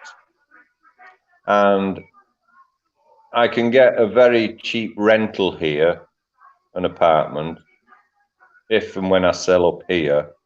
And to be honest with you, that's probably one road I'd take more than leaving them at ACE. I'd rent the apartment just for the cats. And my friend Kalia can look after them while I'm away. So, oh, lovely. Because I know they're only cats, but they're my responsibility. No, it doesn't matter. I mean, everybody got different views on you know what they do with animals, and whether I've got a particular view on what they do or what they don't. It's the same thing with everything else. You can't really put yourself into somebody else's head. No. So, and I certainly, you know, what they, I certainly wouldn't have any of them put down. No. And because this is a Muslim country, it's against the law anyway to euthanize an animal. Well, that means you don't even have to consider it then, do you? Well, no, but it has been done. Oh, okay. Off grid. Yes. Yeah. Because after the revolution, there were so many expats left the country, and so many of them had dogs and cats, but especially cats for some reason. They just didn't have the finances to take the cat back to whichever country they hailed from. No. So if they can't find them a home, there's only one other option. But it has to be done on the QT. Alfie, we've got a question. Yes, thank you very much for that message, Andy. Yeah, we got a question from Bronco. Yeah. He says he's into big cat UK sightings, and he says, "What's your take on big cats such as leopards living in the UK countryside?" I presume he means you think it's real. I honestly think they do exist, because I was in construction all my life, Vic. I did a big conversion in North Wales. I was there for about 3 years, converting all the buildings of an old farm into luxury holiday lets. Fantastic job, although extremely cold. Near Snowdonia it was. And one day I was working on the roof of I think it was a 17th century longhouse. And I was just sat down on the ridge having a cigarette and a cup of tea. And I know what I saw on the skyline, on the hills behind me. And it was one big cat. It wasn't a dog. Although it was in the distance, it was not a dog. It was definitely a cat. You could tell by the way it moved. Now, when I mentioned this to the owner, who happened to be very close friends of mine from the Merseyside area, they said they had heard reports of sheep being attacked, and they put it down to foxes. But I said, well, I know what I saw, and this was one big cat. So yes, I firmly believe they do exist. As to the numbers, I wouldn't have a clue. And say there's been some very good coverage and photographs in the local news over the last 30 odd years, and photographs in the newspapers. Yeah. And they can't be argued against. We're not talking about UFOs and aliens landing. We're talking about cats. And some crazy people take these in as cubs and just can't look after them anymore, drive them into the wilds and just let them go. Yeah. It's so yeah, I firmly believe in them. We have wolves. Yeah, North Wales, near Snowdonia. Yeah. And also in the lake there, I can't remember the name of the lake, in Bala, might be Bala Lake, there was the equivalent of the Loch Ness Monster, photographed and a short video of it while I was there, when I first started working there. And yeah, there is definitely something in the footage. And it's not a floating bog, because it's creating a wake behind it just below the surface. So yeah, I believe there was something in there. What it was, I don't know. But I'm into that sort of stuff. And if there's credible evidence, or even evidence that makes you think, was it, is it, or does it? I tend to believe more than deny it. But that's just me. We have wolves here. They're pretty nasty. You've got to keep away from them. They tend to live in the... They're not tame then? Oh no, far from it, Vic. They tend to spend a lot of the time hiding in the sugarcane fields and the banana plantations. Oh, okay. There has been attacks on livestock, but not to my knowledge attacks on humans, kids and what have you. And they're solitary as well. They don't run in a pack. Oh, really? Yeah. Now Okay. the what they call the ballady dogs, which is Arabic for local, the word ballady, they are quite nasty and vicious. They can run in a pack of up to 20. Oh, gosh. And they do attack people. If you get too close or aggravate them, or they're hungry or stressed out. So you're advised to keep well away from them. Fair enough. The population is controlled now and again. Broncos said that you can search on YouTube. There's a guy on there, Cookie69, and he's doing a lot with cams, hidden cameras and trails. Also, there's a question from Archie Love. She says, "Do you believe in Bigfoot?" Well, I did see the footage of the Bigfoot that's been analysed and screened many, many times of it going through the forest area. And they're saying it's a female because the side view clearly shows breasts.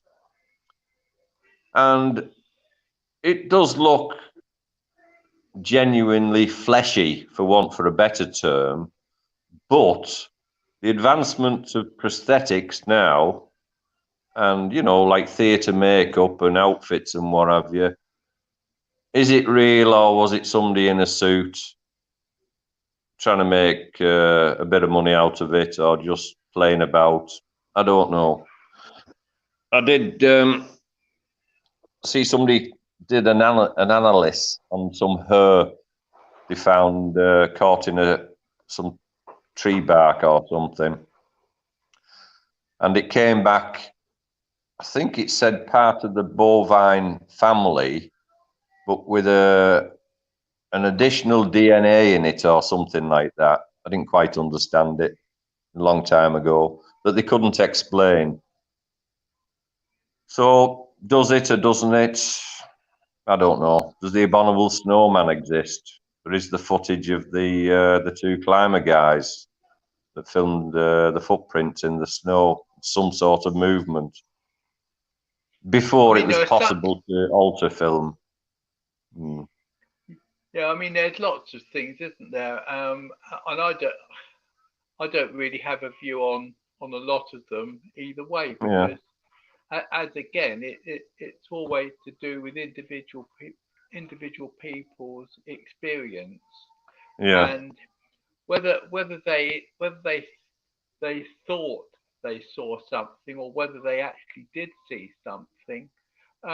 It's always a bit subjective, because I mean, I didn't realise until quite recently that I think it's only about 5 or 6% of your middle eye that actually looks at something, and the rest of the picture is painted by your brain on your experiences. So of course you can look at something and think it's something, and there is absolutely no way you can shift that until you actually think it's something else. And it's nothing, and it's nothing to do with how intelligent you are or anything else like that. That is how you see it.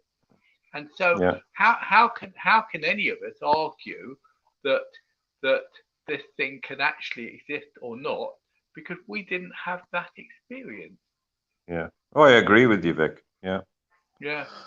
Let me say this. I think they reckon there's only about 12% known about the types and variety of aquatic life in the deepest parts of the ocean. Yeah. Mainly because they can't reach those depths as yet. No. And literally every week someone is discovering a new species. Like a prehistoric fish that was washed up on a beach somewhere. I think it might have been around the Philippines. That was thought to be extinct for hundreds of thousands of years, and yet one was washed up on the beach. There's photographs of it, an enormous bloody creature. You know, so if it's washed up on the beach, it must have lived within a few months of being washed up on the beach, and yet it was supposed to be extinct. So, you know, in the animal kingdom, I think anything's possible. Yeah. Yeah. I agree. Yeah. Mm. And we're part of the show. I keep an open mind to everything, to be honest with you. Yeah. Well, there's a lot we don't know about the world. No. A lot. We're very ignorant, really, considering what technology we've got and the advancement in science and that. You know, we know so little. Mm. Too interested in making money and killing people. Yeah. Well, it's big business, unfortunately, isn't it? And that's what makes the world go round, isn't it? Money. We need to get to the Star Trek life. That's what we need. Yeah. Where money is abolished and everybody has a place and part to play in the world. Yeah. And there's none of this greed. I think it'll be a long time in the future before money and morals run side by side equally. Yeah, that's it. Long time. Anyway, Vic, in the next few. Yeah. Oh, sorry. I keep on talking over you. No, you're all right. One doesn't know when to interject or keep quiet. Well, there's a bit of a lag between actually hearing the sound and watching whether you're actually going to talk. So, of course, when I see you sort of, right, he's not talking now, is he? But no, that's wrong. I've cut across you. No, it's While we're talking about things unknown, do they exist or do they not exist? In the next few days, I'm going to visit something I have never believed in. A witch. Okay. Now, this witch, she's Christian, very, very, very, very old. She's supposed to have magical powers and the control over her personal jinn. A jinn, Jinn, is a little spirit that every Egyptian home's supposed to have one. It can work for you or against you depending on its mood. And these jinns prefer mischief and creating hurt and harm to the occupants of that house. So is everything going all right at the moment? Is everything going all right for you at the moment? 100%. Well, then why are you risking it? Well, mainly... That's a good point, Alfie, because I'm stupid. And because I'm helping my mate Andy out, creating these travel vlogs in my part of Egypt, I thought, how good would that be to go and visit this witch and film it? And she attracts a lot of custom because she reads coffee grinds, or grounds, are they? You know, the old tea leaf readers that used to be in the UK a few decades ago. Well, she uses coffee grounds. And apparently, according to Kalia, she gets it right 9 times out of 10 what she sees in the cups. Oh, God. So I'm going to go and she'll go in first to see if it's okay if I film it under the pretext of sending it to my grandchildren. Because my grandmother was a renowned tea leaf reader. She apparently was very spot on with it. And you pass a bit of money over the table, so I don't think it'll be a refusal. Because money is a great motivator here. So I think that's going to be very interesting. Yes, 99.9% of it is a load of hogwash. But don't knock a thing until you've experienced it. Well, that's it. You've got to try it once. Yeah, I'm quite looking forward to that. And well, all I was wondering was, it's unless there seems to be any big advantage in it, it's probably best to leave it alone. But I do understand what you're saying, and let me know if we see you in a different light next week. We know that it perhaps wasn't one of your best decisions. Yeah, or never hear from Alfie again. Yeah, that's right. I don't know what happened to him. The last thing we heard was that actually he was going to meet a witch in Egypt. Yeah. Yeah. Never been seen again. Make sure you pronounce the V, Vic. Like V for Vic. Don't mistake it for a B, because that would be quite understandable to a lot of people that know me. Oh, really? Yeah. So, I've been told today, because my friend phoned me up and said, I've got a little bit more information on the witch we're going to see. So I said, what's that? She said, if she likes you, she will give you a token called the Eye. Now, we have over here the Eye of Horus, which is a good luck token. I've got them hung all over the place by Kalia. It's keep evil spirits away and all this. And she will give you one of these, but this eye is different. It's attached to me personally, right? Now, whoever I give this eye to are basically doomed. Because all the ill luck and bad wishes are released once I hand this eye over to a person. So she says you can't just offer it to them. You have to slip it into a pocket of something they were in, or leave it in the room that they're living in. They cannot physically touch this eye until they actually find it. So I thought, well, I wonder if she'd give me 50, because, they really, really would be handy when I go to Pattaya. Yes. Yeah, I can think of a few that I can do it too. So hopefully she'll. I think the moral there is to go and visit her with a jacket without any pockets. Yeah. Or to fully cover yourself naked. Yeah. Play on words, I know, but it's about the only solution. But, yes. Rudy says witches don't exist. Well, actually, they do. They do. In a way, because like on the Isle of Man, I think it was Churchtown, it was a very well-known witches' coven there going back to the 16th century, I think. Now, the last time I visited the Isle of Man was when my sister married a Manx guy.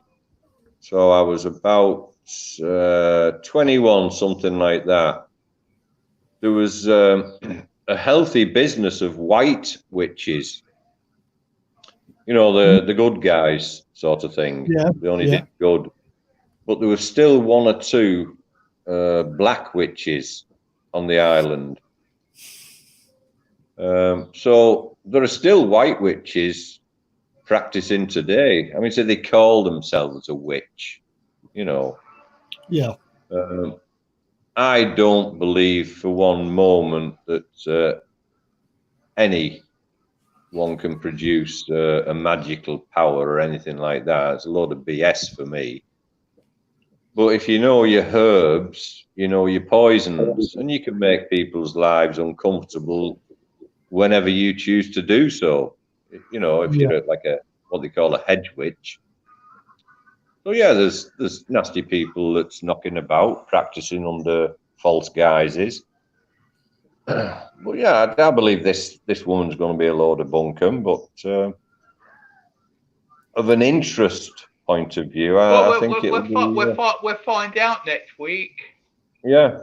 If you don't turn up next week, we know what's happened to you. Yeah, thanks for your confidence, Vic. Yeah. I'm really moved. Well, yeah, it's all good fun if you don't weaken, mate. No. I'm open to Anyway, anything.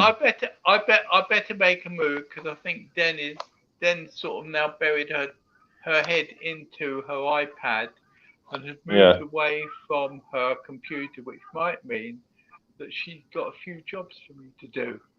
Yeah. So, she's frightened of witch talk. If I don't do them before I'm not here, I'll be hearing about it a bit more.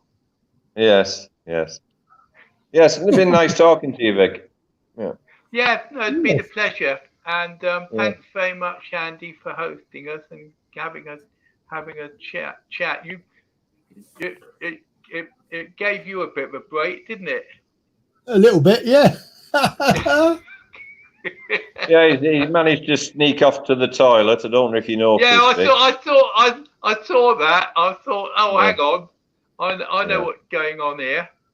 Yep. But now that you've nearly got your head in the correct position, Andy, it's still that O in the middle there. Yeah. So it's not quite Halo-like, is it?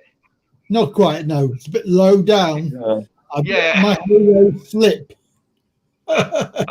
He looks a bit like the guy that used to advertise polo mints on television 30 years ago. Polo mint. Yes, that's true. Anyway, I'll say cheers to you, gents. How many people are watching this, Andy? Just us two, Vic. Yeah, just us two. No. Oh, is it? A dozen. No, fair enough. A dozen or more. Yeah. It goes up and down. Yeah. Great. Well, been really, really nice meeting you, and good luck next week. And Thanks for coming on. Yeah. Thanks for coming on. Thanks for taking part. Yeah. Okay, Andy. Catch up with you soon. Yeah. All right. Thanks a lot. Bye for now. Okay. Cheers. Okay, Vic. Cheers. Yeah. Bye. Okay. Bye. Alfie, we've had a question from Archie Love. She wants to know, what are your feelings on trophy hunting? Disgusting. Terrible, isn't it? The hunters should be the trophies. Yeah. I find it sickening. Because you see them on Facebook, don't you? There's people that have gone and killed a lovely animal just to take a photograph. Yeah. Yeah. They should be taken to a local zoo and educated on the value of sustaining our natural and depleting wildlife, and then thrown into the lion's cage. Yes, exactly. I mean, it shows their lack of respect for other species. You know, it's like we are human. But it shows the lack of respect. Full stop. Yeah. You know. Yeah, it's really. When you eventually see the video I did on Ace, when you see the mistreatment, especially the horses and the donkeys receive at the owner's hands, you know, it's quite sickening. Yes. You know. We've got adverts on telly now for donkey sanctuaries because, and yet they're showing the abuse of these animals, these poor animals, and they work into the ground. They die working. Yeah. It's like really disgusting. Yeah. Absolutely.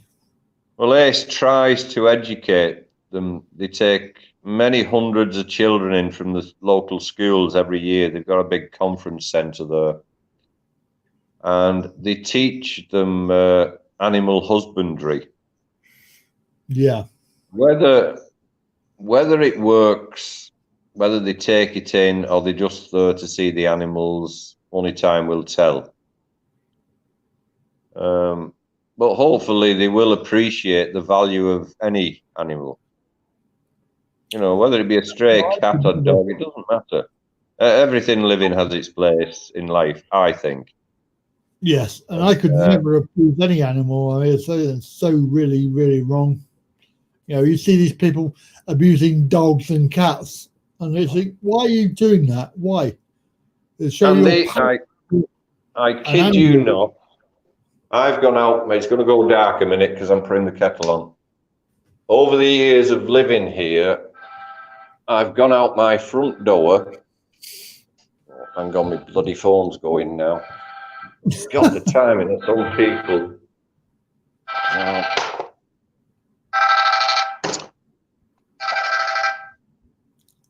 Iowa.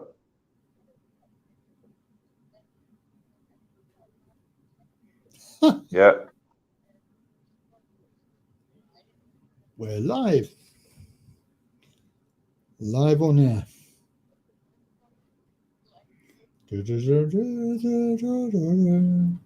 Okay, that's up to you, Katrin. It's no problem for me.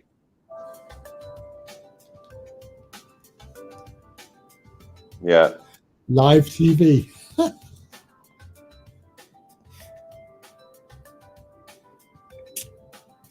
La la la la la. Okay, Mash. Yeah. Okay. Okay, Katrin. Cheers. Bye. That's a typical story. That was my friend Katrin upstairs. She decided she wanted some, because we have a big IKEA store in Cairo. And they have some really nice stuff. So she decided she wanted 4 new dining chairs. And these chairs, honestly, they're just like, in style, the types of chairs you see in doctors' waiting rooms. You know the type I mean? Yeah. The 4 have cost her 11,000 Egyptian. And like it's 20 Egyptian to the pound, so you can work out the cost. Of course, they delivered the 4 2 weeks ago, and one was broke in half. So they said, oh, we'll replace it in 2 days. Like that was 9 days ago, and it's just on its way. But he suddenly decided to inform her that he can't speak English and he's lost. So she wanted me to go on the street looking for him. And then she changed her mind in the conversation. She said, oh, sod it. I'll get him to bring it to the office. Because an Egyptian guy she works with can talk him to the location in Arabic. Yeah. That's a lot of money, though, isn't it? I mean, that's like, is that 500 or 600 quid? Yeah, something like that. I've had a look at them. I mean, say, they look nice. They're extremely thick. A little Art Deco type, but honestly, not worth a fraction of the money. IKEA tends to sell that sort of shape. Yeah. I mean, so don't get me wrong. I was in the UK. I bought some really nice stuff from IKEA. Yeah. I bought some really bad stuff from the old MFI. I don't know if they still exist. No, they've gone now. Everything was made out of chipwood. Yes. God, yes. The stuff I had to take back countless times. Oh, God. With them. Terrible stuff. Yeah. No, IKEA stuff tends to be quite good grade, you know, and the designs and what have you. But it's Randy Scandi, isn't it? Randy Scandi. They make good stuff. Yeah. It's just nice to have an outlet like that here. Yeah, it's quite unusual, isn't it? Yeah. I mean, say we've now got Amazon, because we had a big outlet like that here called Souk. And it was a good outlet. You could find stuff you've no chance of finding in the shops here. Yeah. Not a great variety. So Amazon bought them out about 2 years ago. So we have a condensed version of Amazon because some of the stuff Amazon sell not allowed to be sold in this country. Yeah. But there's still thousands of items to choose from across the board. So things are looking up. But my section of Egypt, we don't have anything like that. Not that I miss it, to be honest with you, but now and again it's just nice to walk around a big, massive store, you know, selling decent stuff and what have you. Rudy's got a question for you. Yeah. What about hunting for food or pest control? Well, that's a good point. I mean, say if you're starving and you've only got one option, kill or die, you're going to kill, aren't you? But I mean, say you're not going to be killing a lion. No. You're going to be a rabbit if you can catch it, or something similar. A rat? Well, when a starving man will eat anything, I suppose, you know, unless you've actually been in that situation, you can't really comment, can you? No. Well, I suppose pest control. Yeah, pest control. No problem with pest control because, I mean, say, rats here, especially along the Nile River, are a big problem. I don't see any problem obliterating them. The pigeons are a massive problem, but they do have their advantages, allegedly, which you'll see in one of the blogs I made, that it's explained what the pigeons are also useful for. Yeah. I've no problem with that. And anything else that needs to be controlled, with the exception of what they used to do here several years ago. I'm not saying who carried out the deed, but they'd put poison down for the stray dogs, and it was a horrific death. Yeah.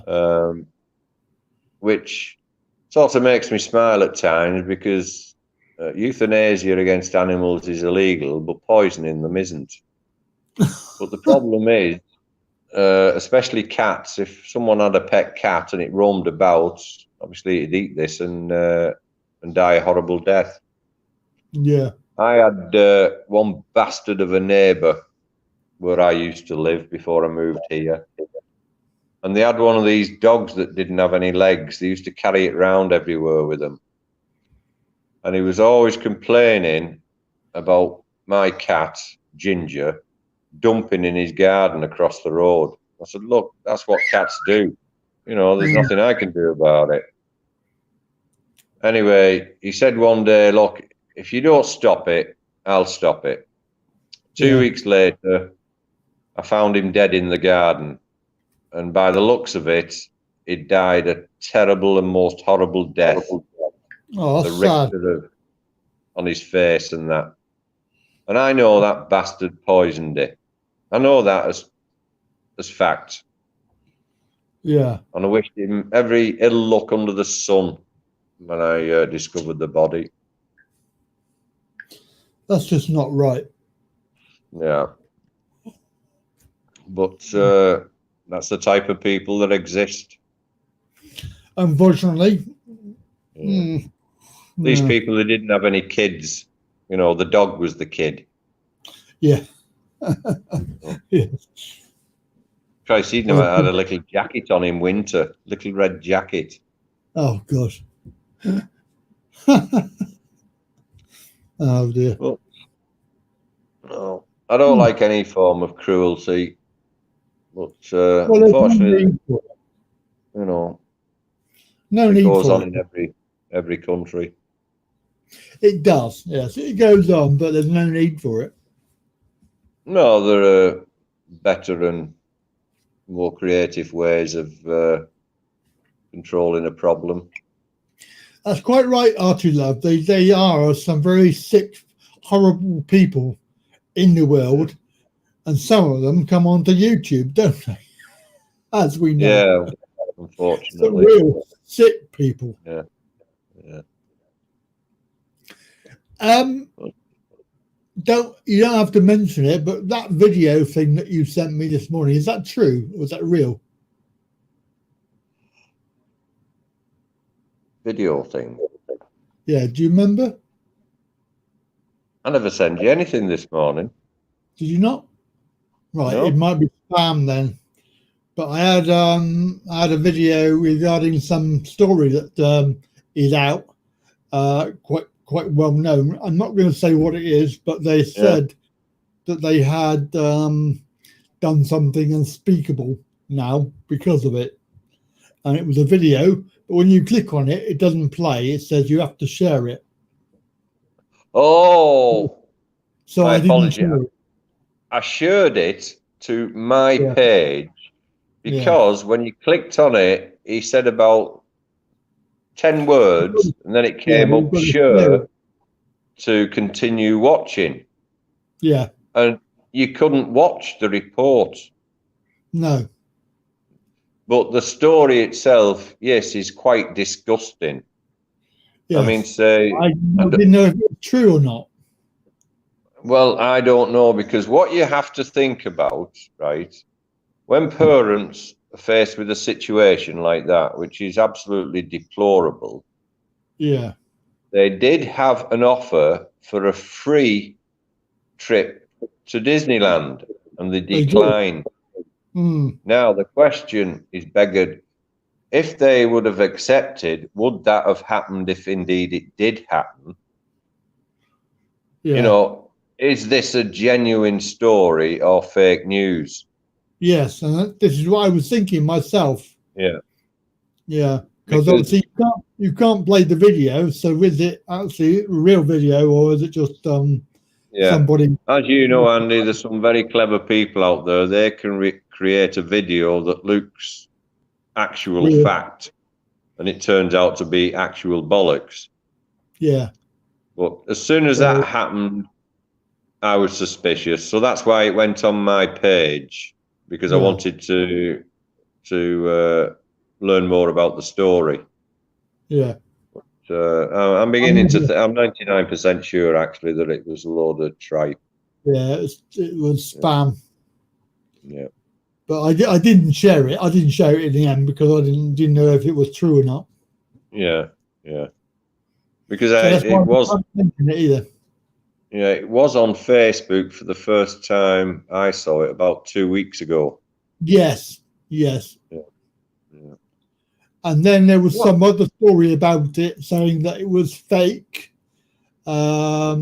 which was disproved, I think. I know we're sort of talking very cryptically here, but I don't really want to mention it because it's a story that might really upset some people.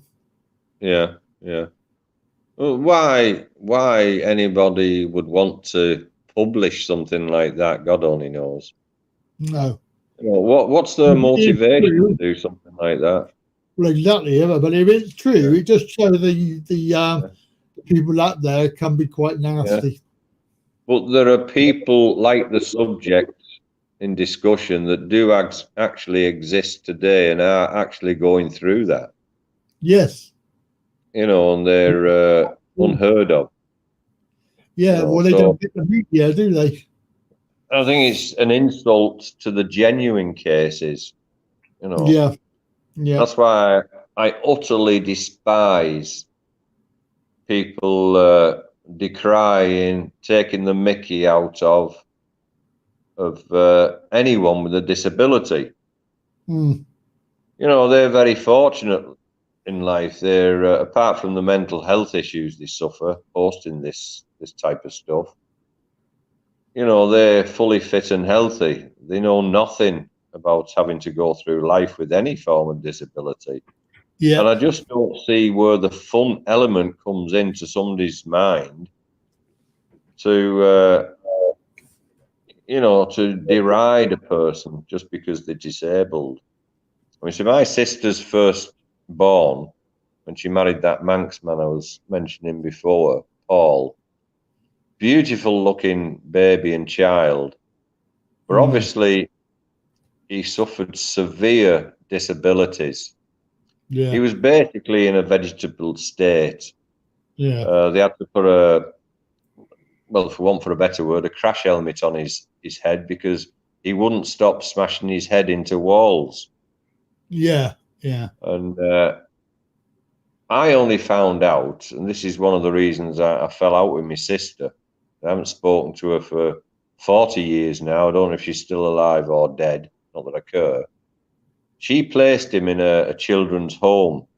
Now, she was quite a distance from me, and we weren't really brother and sister contacty, lovey, how are you doing sort of thing. Yeah. And what disgusted me, the actual home she placed him in was actually across the road from where I lived then with my first wife. Yeah. So as soon as I found this out, I shot over there and visited him. And obviously he didn't know me from Adam. But he still had that beautiful child's face. You know, yeah. As soon as you saw him, you fell in love with him. He was such a beautiful child. Yeah. And there was no disfiguring marks or obvious handicaps. It was all brain orientated. So I took him out a couple of times for walks around the streets, and we were lucky we had a park close by. And I used to do that quite a few times when it was my day off or I was doing a lot of shift work. Then it was my 48 off. As I say, it was only across the road, and these kids never ever got out anywhere.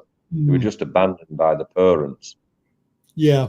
And then I went one day to take him out as prearranged, because you had to make appointments and what have you, because it had to fit in with his medication regime and his bathing regime and what have you. I said, sorry, we're not allowed to let you take him out anymore. So I said, why is that then? I said, he's my nephew. I've got a legal right, surely. I said, no, the mother's been in contact with us because we had to inform her that you've been paying visits and taking him out, that it must cease. I thought, you bitch, you absolute bitch. Oh, that's nasty. And it's one of the rare occasions I actually phoned her up and I gave her a mouthful over the phone. You know, why make the child suffer even more? No one knows if he got any enjoyment out of this because he wasn't able to communicate. But I got enjoyment out of it. Yeah. And she says, no, we don't want to introduce him to a lifestyle that he will not enjoy for the remainder of his life. I thought, what the fuck? What sort of answer is that? You know, because his lifespan was unknown. Okay, it wasn't going to be a long lifespan compared to a normal child. Accidents ignored, what could happen. And that was it. The door was shut in my face. And I never knew what happened to him after that. Wow. You know, so that's why I really despise anybody that makes any sort of remark against a disabled person. Wow. You know, until you've actually lived part of your life with one and see how they suffer, there's nothing funny in it. No. Nothing whatsoever can be classed as amusing. I reckon she must be a Tory, at least. Oh, as I say, Andy, I really don't know if she's still living. She'll be 60. I'm 67. Oh, she'll be 72 now, if she's still living. Well, some people, yeah. Well, as you say, you can pick your friends, but not your relatives. You can't use your family, that's right. Yeah. Oh. That's sad. But then, you know, it's the world we live in these days. You know, it's like... Yeah, unfortunately. People just really horrible. And you got my story now, which is Piers Morgan. I mean, I can't believe that he has 7.1 million followers, and they're all going to be saying it's okay to abuse anybody with a disability now. It's so wrong. Well, I mean, say he's always been a popular mouthpiece, hasn't he? Yeah. You know, since his creation of his so-called entertainment. I'm struggling to find the right term. But since he became public knowledge for what he does, and he's always been well followed and what have you. And you don't tend to lose that in life unless your last name's Hitler. But it doesn't necessarily mean that whoever follows him accepts what he says or agrees with it. No. You know, and he may have lost many subscribers or followers, whatever you want to call them, through that statement. Yeah, he might done. Yeah, he might have done. But it really is deplorable. I mean, say no television company or newspaper should ever have anything to do with him from that point, as soon as he made that remark. But they will, because he's a moneymaker. Yes. You know. Yeah. And it's same as Boris Johnson. I mean, so I don't know if you remember Boris. He actually hosted Have I Got News for You show for several episodes. Yes, I remember that. And he was very popular. I actually enjoyed watching him because he was such a befuddler. Like a child lost in the forest. He didn't know whether he was coming or going. He was quite entertaining. Yeah. Possibly you could still say the same now. But I don't like his policies. And I only know of what I read on the internet or watch your programs on it. I'm not a follower of any politician or anything. But again, he's the wrong man for the job. You could argue the point, well, look, I've got not only the government to run, but I've got this country to run. I've got X number of pounds to spend, and I'm being forced and coerced into saving X number of pounds every year for the budget. Where am I going to get it from? Well, we'll cut this, we'll cut that, we'll cut the other. And the social benefit system must be one of the biggest outlays any government has. So he's going to take the easy road, isn't he? Or his minions are, because they want to impress. Look, Boris, I've saved us another 16 million just this week alone. No, just cut the food banks. Got rid of them, and you have to have just a head if you want a wheelchair. You know, tightening up. Yeah, and it's not going to get any better, because obviously you've got to have the money coming in, and there's not that many taxpayers now compared to what there were 30 years ago. There's so many out to work or on benefit. You know, them all out of the country, haven't they? All the workers. Yeah, you've got. I remember them saying when I was about 20 years from official retirement age. It was in the newspaper that it's been formulated that the UK government would not have enough money in the kitty to pay pensions out in another 20 years. It would be dry. And that was one of the main decisions that made me take voluntary redundancy and start out on my own business, because I didn't want to be caught into something like that. So after I'd worked 13 years at the firm that I worked at, I left with a good solid trade and knowledge and started up on my own and never looked back. Yeah, it didn't happen. The pensions, they don't really keep up with inflation. But the benefits are far worse now than they used to be in the past. They've been trimmed back so much. Yeah. And for some unknown reason, I may be wrong in this assumption, but there seems to be a lot more claimants now than there were 30 years ago. Now, was that because people were not aware that they were entitled to make certain claims, you know, about being low paid or having a disability, blah, blah, blah?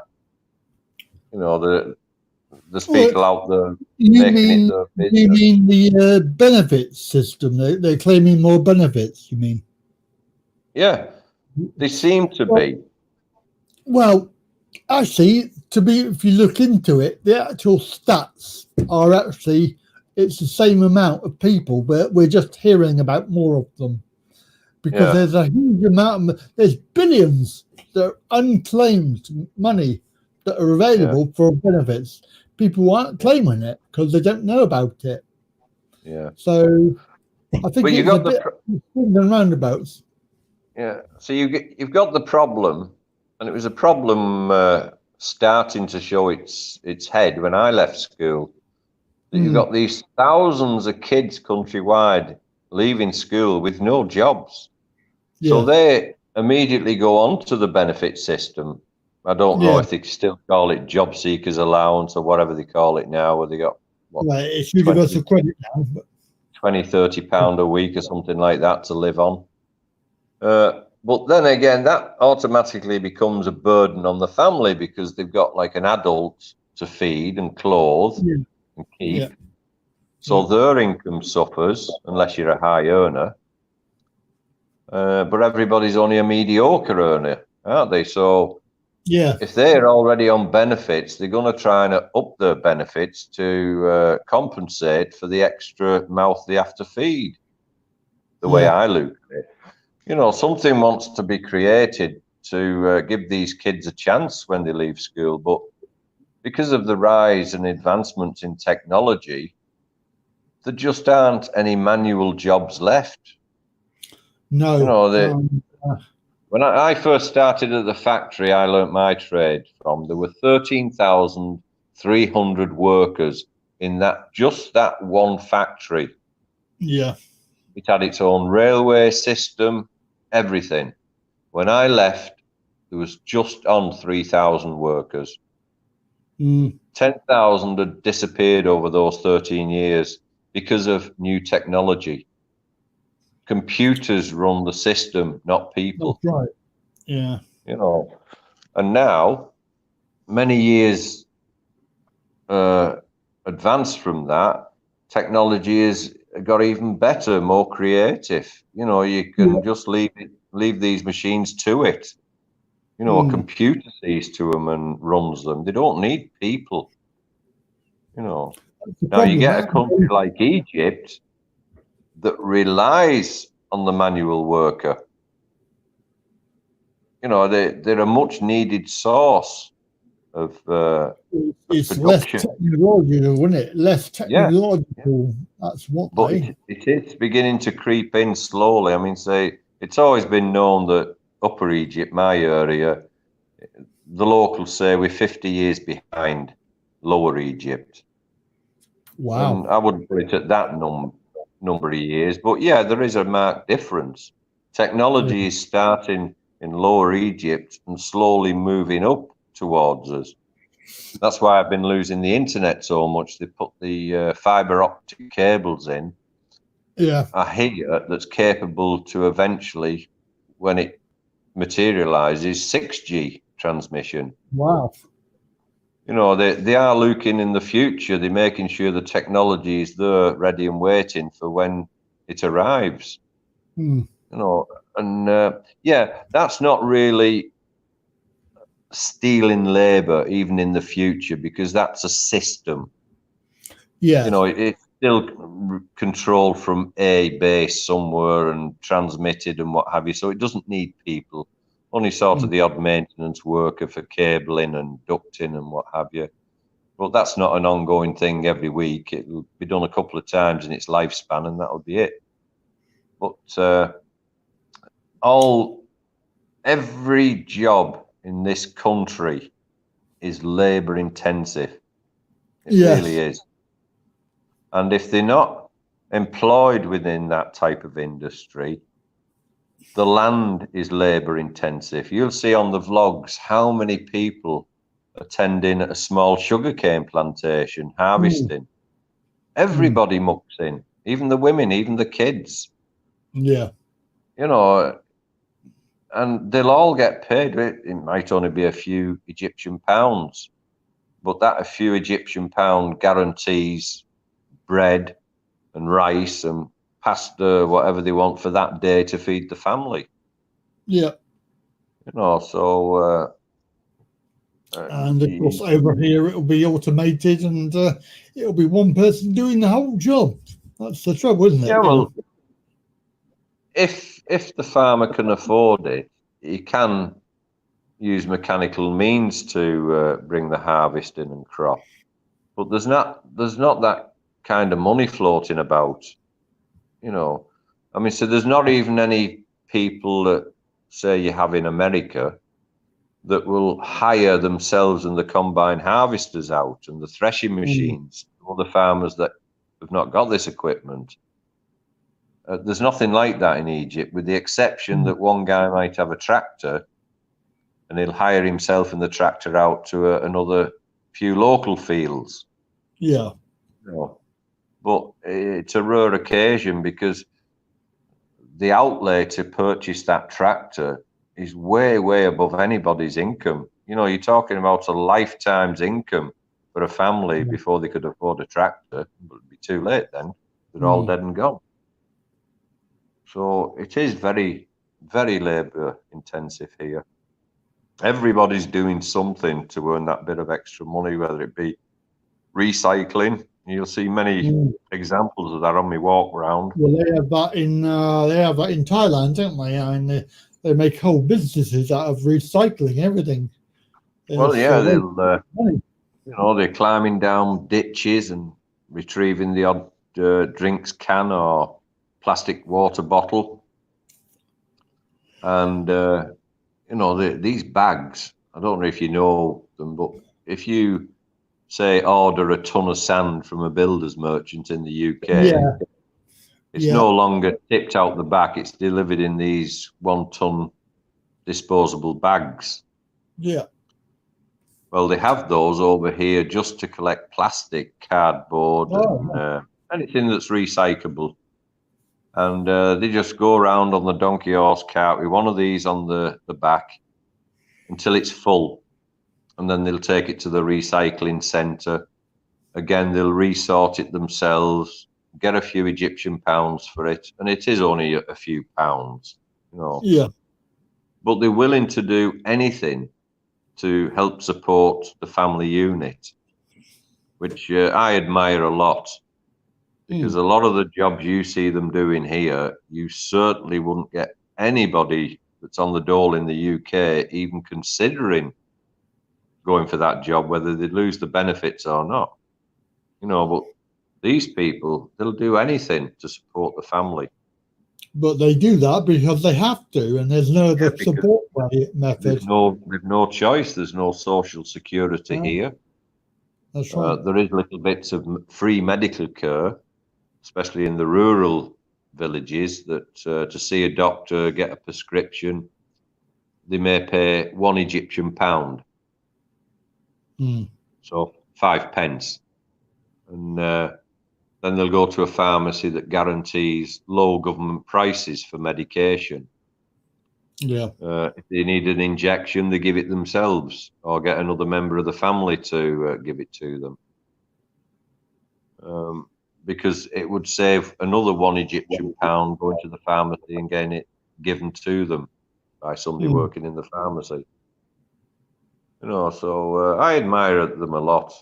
I really do. They're not frightened of hard work, and it doesn't matter what the temperatures are. You know, they stick to it. You know. Yeah, I think it's out of a lot of countries are out of necessity, aren't they?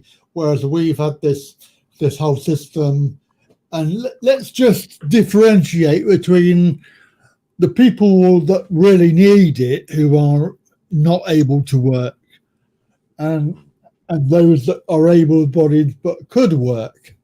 And there is a big difference between those two categories. Oh, yeah. And certainly, you know, they're trying to lump everybody into the same category. So if you're claiming benefit, then you should work. But there's some people that just cannot work. Yeah. Physically, they cannot work. They would not have a job.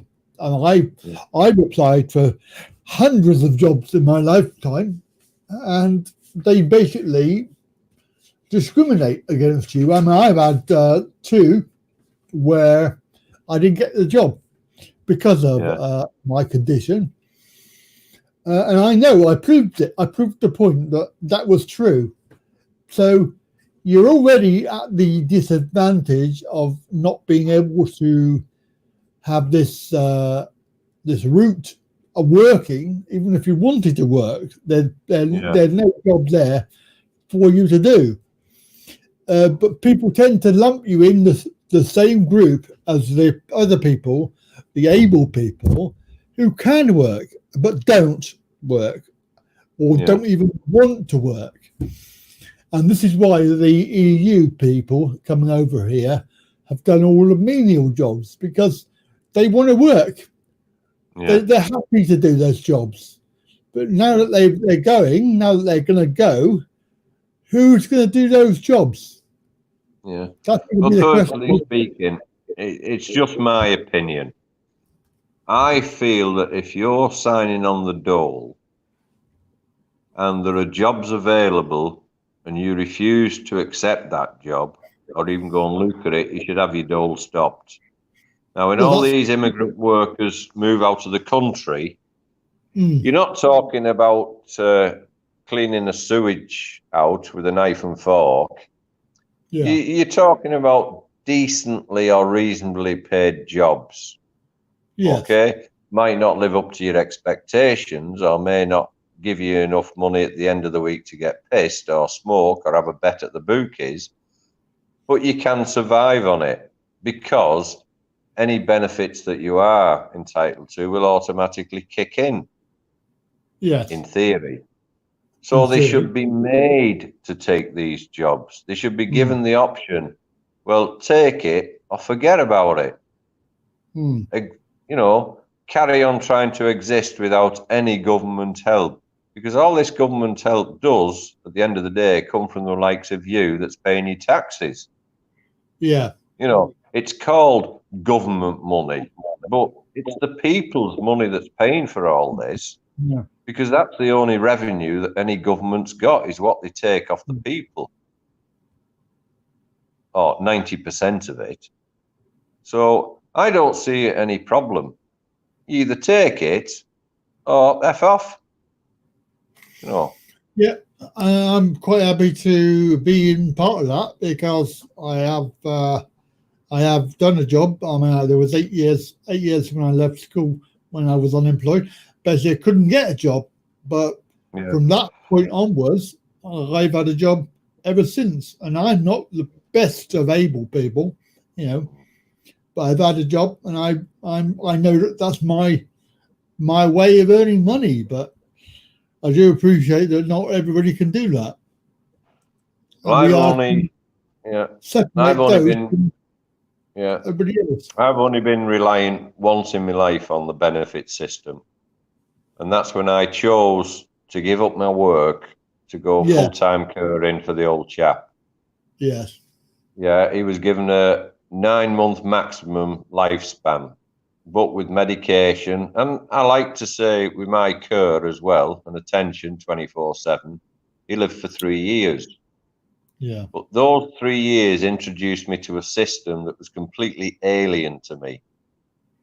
Yes. I had no one like yourself that I could watch on YouTube to talk me through, this is what you're entitled to, this is what you go for. I had to rely on filling the first form in and accept what the government gave me, which my memory is not too good on the amount I got per fortnight, but I think it was about £160 a week, something like that. It won't be much. No. Yeah. But the thing is, when you give up a healthy working income, you take debts with you. Now, these people say, oh, hey, we're sorry about your father. We'll freeze your debt for X number of months, years. You've got to carry on paying it. So within the first 18 months, all our savings had gone. We were thankful for the nurse they gave us for 3 mornings out of 7 for 2 hours. Used to change his catheter, bathe him, change the bedding. God, that rest, that little respite each week, because my wife was not interested in looking after him. It was all down to me. I did everything. Yeah. And even though I was physically fit, because I'd worked all my life, manual labor, I just about survived that period, but the stress I was going through and the mental stress of it, there was no money that could pay for that. And then suddenly it was reduced to 2 days a week. Then it was reduced to 1. And I got the letters. Unfortunately, we can't sustain this amount of care of the current legislation or whatever crap excuse they give me. And finally, poof, she went. So it was all left up to me 24/7, 365 days a week. Yeah. No rest, no respite, no help, nothing. Nothing. And we were reaching critical position with the money situation. Now, my father was on a good pension. I think he got about £900 a month, something like that. But because of his mental state, I could not take control of his finances to help. So I had to borrow money to cover our failings because the state would not give any more help. And believe me, at that time, I tried every door. No, I'm sorry, you're not entitled. And the only fucking thing I was offered was a free bus pass. What the fuck's a free bus pass used to me when I can't leave the house? You know, fuck me. Yeah. And anyway, we weathered the storm. Had to sell a few belongings. Had to sell my car to make ends meet. And finally, his time came. And I'm the first one to say it was an enormous millstone lifted off my neck when it did happen. I was happy for him because he was suffering a lot, but I'm not ashamed to admit it, I was more happy for me because I insisted that he passed away in his own home because I knew that's what he would want. And I still remember to this day, this Spanish doctor came when I made the call, you know, things are looking bad. She was one of these doctors that stepped in on the night time. And she was like, oh, it's kidney failure, it's liver failure, heart failure, blah, blah. I said, look, I know all this. He's dying. And please, let us not discuss this in front of my father. We'll go in the other room. And she was insisting that he was transported to hospital. She called the paramedics out.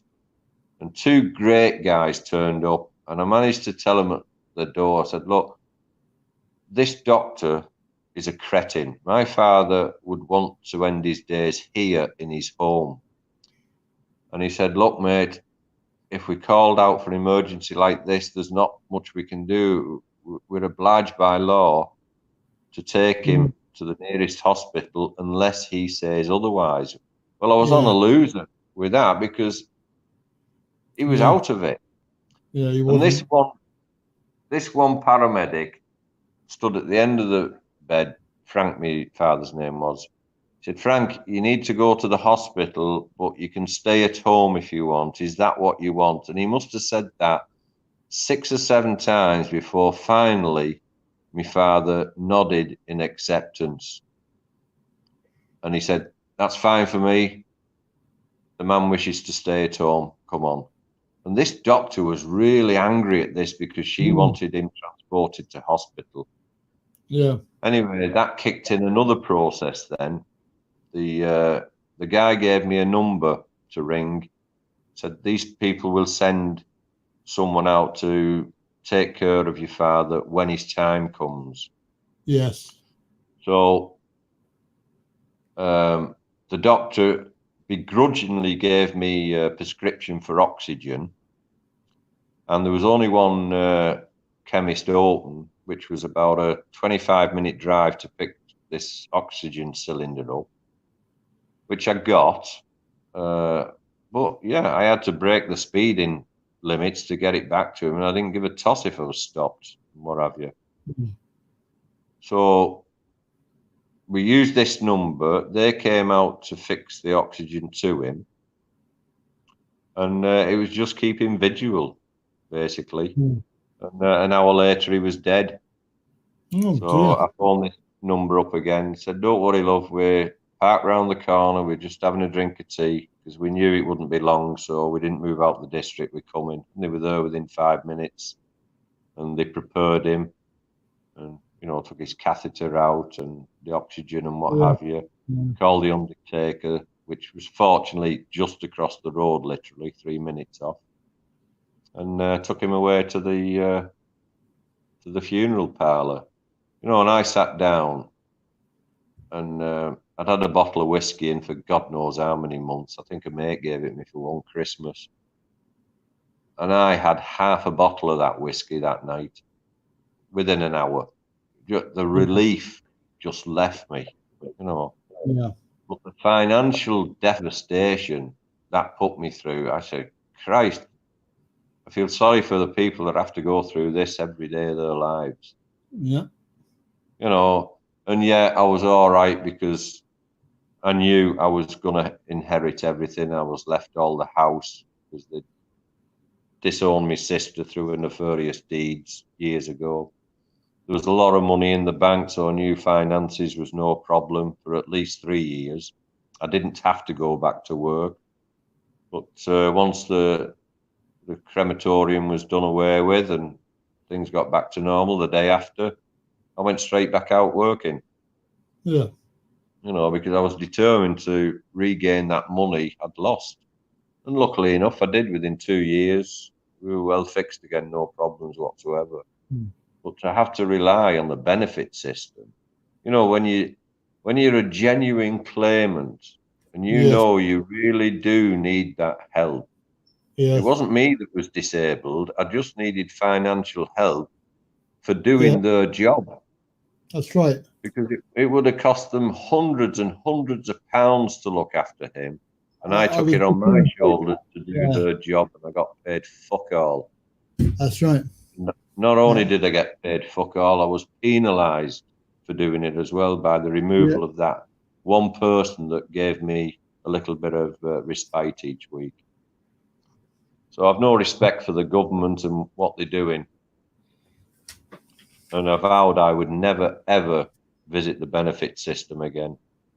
I would look after myself and work hard for it, which I did. You've got to remember, Alfie, right? When you were involved with that, it was a few years ago, it's actually worse now. It's a lot worse now, Yeah. It's so bad. 17 years ago. Yeah. Well, I mean, when I was in the unemployed stage, that was 1981 to 89 that I was on I was on basically on the same as everybody else, because there wasn't really any disability stuff then. No. It was basically just unemployment. Yeah. I mean, if the system worked, it would be a world beater. It would. Like the National Health Service at its time was a world beater, a credit to the UK. Yeah. And now it's an utter disgrace. And it's not the people that's working within the NHS. They're the victims as much as the patients that's suffering. Yes. It's just unbelievable how such a fantastic organisation like that has literally gone down the pan. It's like the rail system, one of the finest in the world. Yeah. No, it's one of the crap ones in the world. Totally destroyed. Because it's destroyed by greed and money. It's been destroyed by allowing private enterprise to come into it. Yeah. Yeah. It's like words. Once spoken, they can't be unspoken. You can't change these things back. They can either be halted or they'll progress, and they will progress. The benefit system will progress to get worse in the UK. The transport, the infrastructure will gradually get worse and worse. the country will be overpopulated, I think, with the slight reprieve if all these immigrant workers do have to leave the UK and return to the home countries. And yeah, that'll cause suffering in their countries because you're going to get this massive influx of all these workers returning home wanting work, because you've got a family to feed and what have you. That's right. So that'll cause more widespread problems across Europe. Will the UK become stronger from this? Well, I hope so, because at the end of the day, I'm British and I'm proud to be British, but I'm not proud to be part of a system that's ruination of the country. Yeah. All because of money. It's all down to that. Yeah. It's all about money. But fuck me, the amount of money you see wasted on trivialities.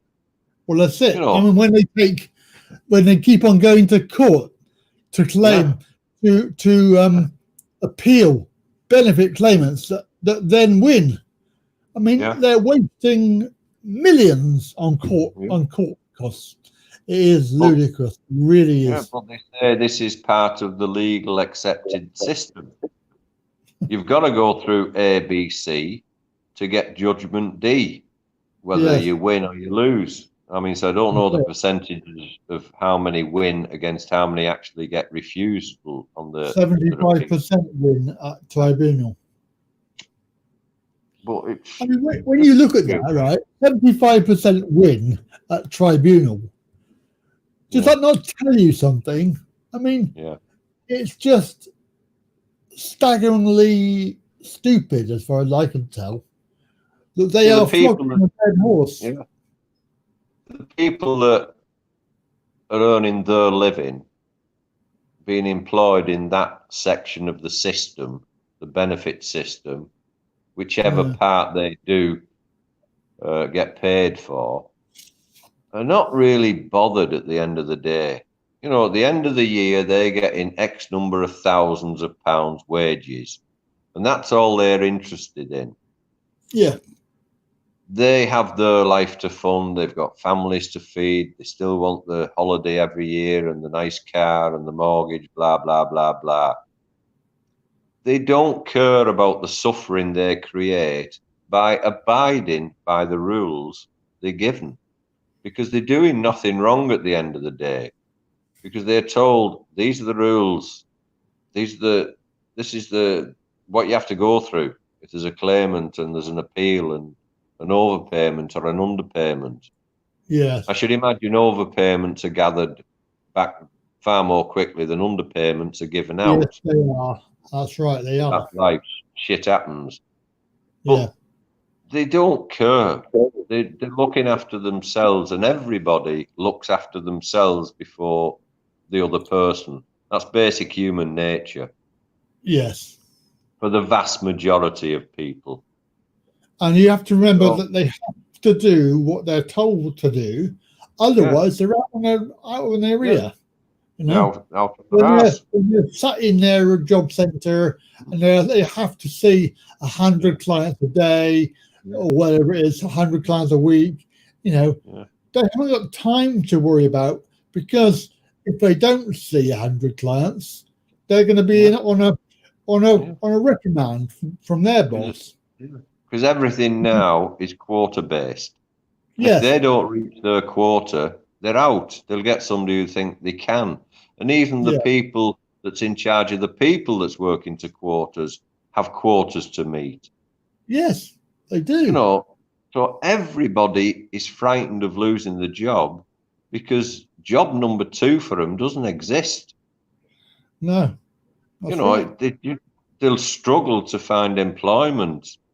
So they're going to do their job to the absolute letter of the rule book to show that they're functioning as they're being paid to function. Well, they're going along with no humility in it.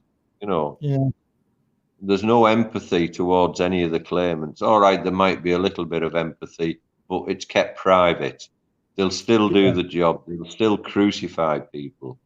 Yeah. And you've got to admit there are a lot of people on the the dole or social security systems covering whatever, there are a lot of people claiming that shouldn't claim. And these are the ones they really need to wheedle out. I know 2 people living here, British expats, that one of them is still getting his disability payment in the UK while he lives here. He's only entitled to have that privilege for 6 months, and then he has to declare, no, I'm coming off, or I'm returning to the UK. Yeah. My wife was offered that. She was on full disability. And the first thing we did, she cancelled that literally the day before we left. And the woman tried to persuade her, no, keep it for 6 months. You may not like this new country you're going to, and it'll be here for you, because it may be difficult for you to go through the process of repayment. Exactly. Then she had it till 2022. So it was a big gamble to take. But I'll give her this in a favour. She insisted, no, I feel better when I'm living there, me health-wise. Let somebody else have it. Yeah. You know. So, but I know, all right, when I was still living in the new UK, I knew so many people that were falsely claiming benefits, and they were getting away with it so easily. Yeah. You know, they had a rich lifestyle. You know, they were claiming everything that they could possibly claim for then. This is going back 15 to 20 years ago. And every year they were having a family holiday for 1 week or 2 weeks in Spain. They were, at least the guy was out quite a few nights a week drinking, putting bets on. They were smoking. They ate well. A lot of them had a car, be it only a second-hand one. They could afford to run it. The money was pouring in because it was so easy to get. There wasn't the stringent tests that they have today. So one half of me says, fucking hell, they're really making it difficult now. But the other half of me saying is, well done, because it's going to stop a lot of these people stealing off their own people. Yeah. Either really need it or are paying it by the taxes. If you look at it that way, I mean, what they've done is they've said, right, we're going to be tough on everybody regardless, because of a small minority of people that take the piss. Yeah. Which is, which is where we've gone. We've gone down that route, that they're trying to deal with a problem which is quite small. Benefit fraud is actually quite small in the overall picture, but they're treating everybody the same, regardless of who you are. It's a problem that was created and allowed to expand by past governments, no matter what political side of the fence they were on. They turned a blind eye to it because there were more important things to keep their eye on, like the Cold War, what's Russia up to, blah, blah, blah. You know, they took their eye off the ball because, all this crap that was floating about the world then, civil unrest in other countries they were involved in and blah, blah, blah, blah. Looking at benefit fraud really wasn't on the priority list until it suddenly was. Yeah. And it's just a fact. So you got this guy. I mean, so this country, it was well known to be extremely corrupt when Mubarak was in charge of it. And then Morsi, when he took over, he didn't reign long, but he showed an inclination of going down that road. Now, the president they've got now, Sisi,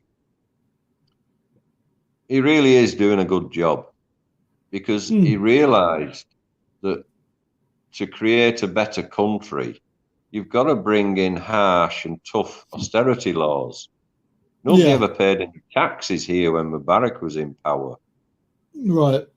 And, like, who on this planet, except God, can turn a country completely round overnight. Nobody. You know, and you can see the improvements the country is going through under his command. I mean, so I have no interest in local politics of any country, but I see what I see with my own eyes. And there's been a vast improvement since he took power. And well, you know, the question is what he's doing, is it fair? Is it seen to be fair? Because this is the difference, isn't it, between what we've got here, which is not fair, and what possible introduction of change that they have in Egypt. Would you say that? Is it fair? Yeah, because if it's as fair as it can be. Yeah. I mean, say no business ever paid any VAT or taxes of any sort. What money came over the counter was theirs. They bought the goods for that particular shop from various outlets, and they paid no form of tax. It was a cash economy. Yeah. Now, all those shops now have to pay a business tax. The people that are supplying them have to pay a business tax. Yeah. That money is the money that's been spent on making this country better for everybody, but it won't happen overnight. It's going to take maybe another 6 or 7 years before they see any good, sharp improvement. So, yeah, sacrifices have had to be made, that the subsidies on rice, oil, flour, bread have been removed or vastly decreased. Now, obviously, the people are not going to like that, because they can't see how it's going to benefit in the future. They only see what misery it causes for that particular day. But they're still healthy. They still survive. Yeah. You know, now it might not be that much better for them within their lifetime, but it'll certainly be better for the kids. Yes. And it's the kids that create the future of a country, make prosperity for that country. You know, and sacrifices have got to be made. You know, I'm quite happy paying my government property tax every year for living here.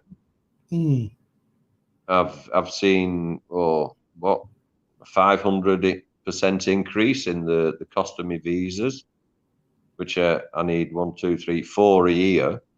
Yeah, it can be argued, oh well, you're European, you can afford it. No one likes paying higher prices on anything. But I'm quite happy to be overcharged on certain things I buy. I'm quite happy to be charged X number of pounds for living here, because in my own small way, I'm helping the economy. And I can afford it. So when you work in the UK as well, isn't it? I mean, I'm not going to argue about it. And, you know, I mean, so if you saw what the new government and the local government is just doing to Luxor, you know, they're spending billions of dollars on it to try and make it the biggest open European museum on the planet. And it's looking absolutely fantastic. You know, hats off to them. It's making the lives more pleasant for the people living here. Although a lot will say, well, a new corniche or a new park area is not really enhancing my life or putting food in the kids' bellies. But they don't look at the bigger picture. That is going to encourage, eventually, thousands more new tourists, which will benefit. Because all that foreign income will creep into the local businesses. You know, taxi drivers, kalesh drivers, boat owners, shops. Hotels. Yeah. Everybody will benefit, but they can't see that because they can't see past the next day, which is a shame, but that's the mindset. Yeah. So, you know, personally speaking, I hope he does get another term in power, because it's going to be a hard job. And if somebody else gets in power, there could be a person that automatically starts changing things. Well, I didn't like this idea when he set it up, so we're going to do away with that, and we'll do it this way. Away with that. Yeah. And we'll just be back to bloody start again. So, Yeah. as I say, I've no interest in politics, but as far as I'm concerned, this guy CC is doing a good job and deserves a pat on the back. And hopefully, he won't kowtow down to the foreign governments. I think he's strong enough to say stuff that I'm not going to do that. I'll do this. You know, only time will tell. Let's hope. Yeah, sounds very positive. And we'll just, I wish we had that here. Yeah, we haven't. No, it's. I think it's gone far too way down the line now in the UK for it to improve. And I often think to myself, when I've just watched one of your vlogs on the social security situation and disability matters and what have you, what are you going to be transmitting in another 5 years if you're still active on YouTube? Yeah, exactly. You know, because honestly, it's no chance of recovering. It's going to get worse and worse each and every year. Because there's just not the money available to pay for all these services. You know, and how far can you how many times can you cut a piece of string before you're left with nothing? Yeah, you know? Exactly. But it's people, it's real people that suffer with the whole thing of no money, no housing, no food, having to use food banks, having to use charity, you know, and being basically sanctioned for really, really childish things that you think like somebody. Well, let me say, if you're a hard worker, died, and they got sanctioned because they didn't turn up to the job centre. I mean, how cruel is that? You know, take away your money because your partner died and you didn't attend a meeting. Yeah. It's just wrong. There's no rhyme or reason behind an action like that. But the thing is, I mean, so I've been, from leaving school, I spent 13 years at the company I worked for. They trained me well.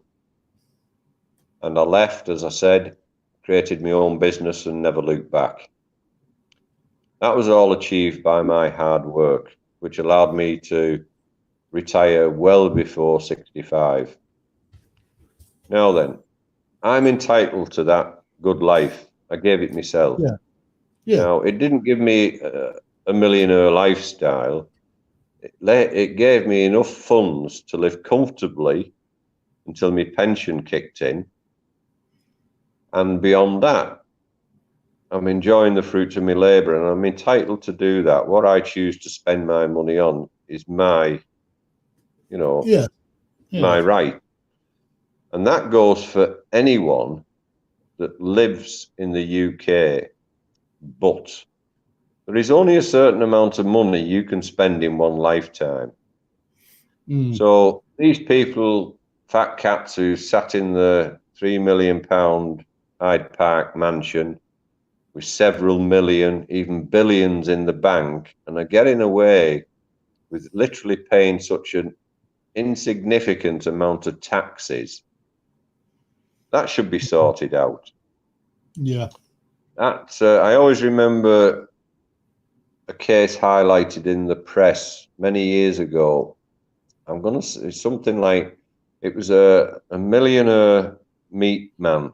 Was it Versi or something like that?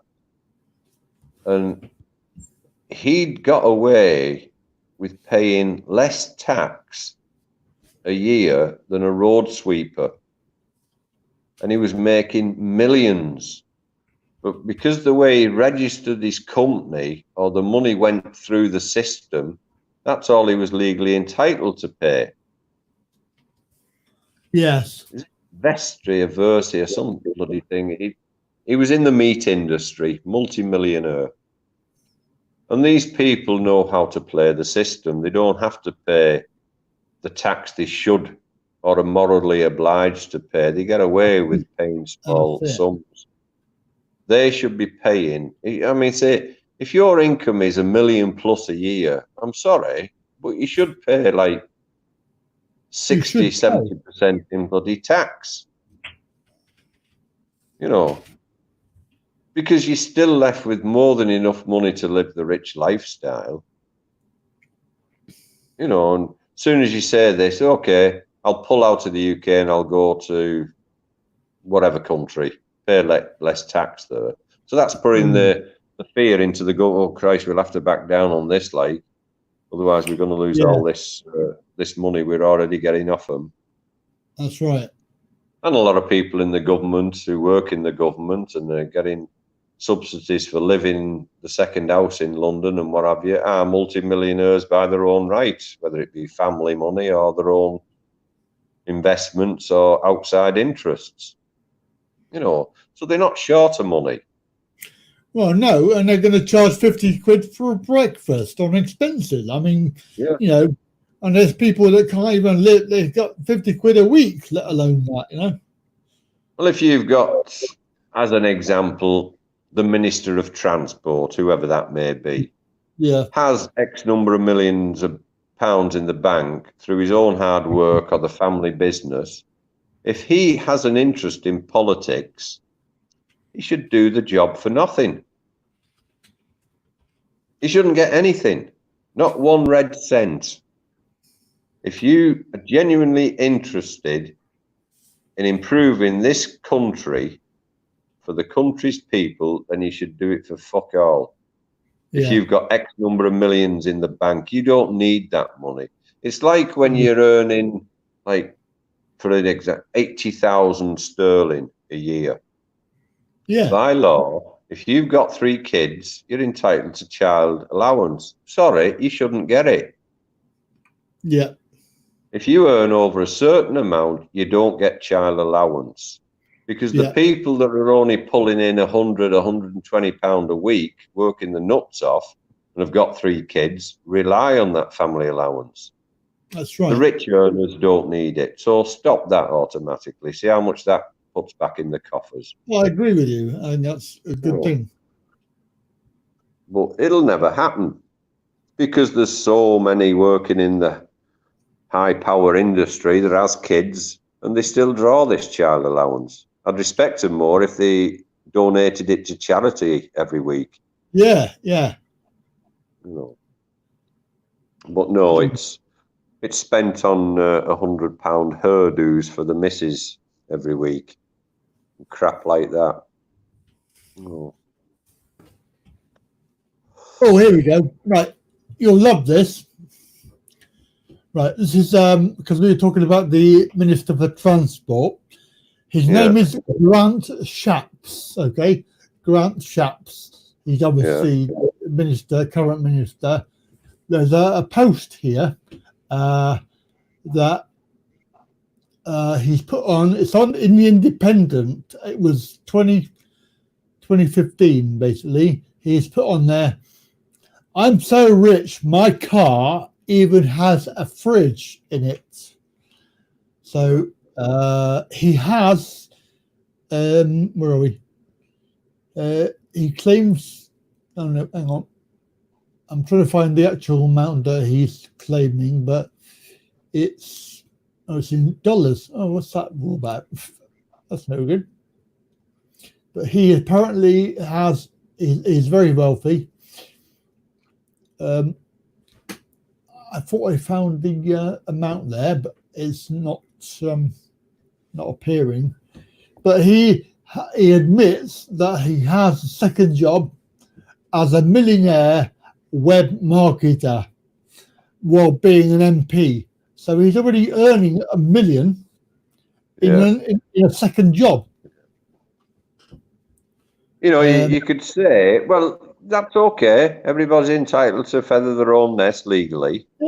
But what is not okay is to brag about the fact of having a fucking fridge in your car because you're so wealthy you can afford one.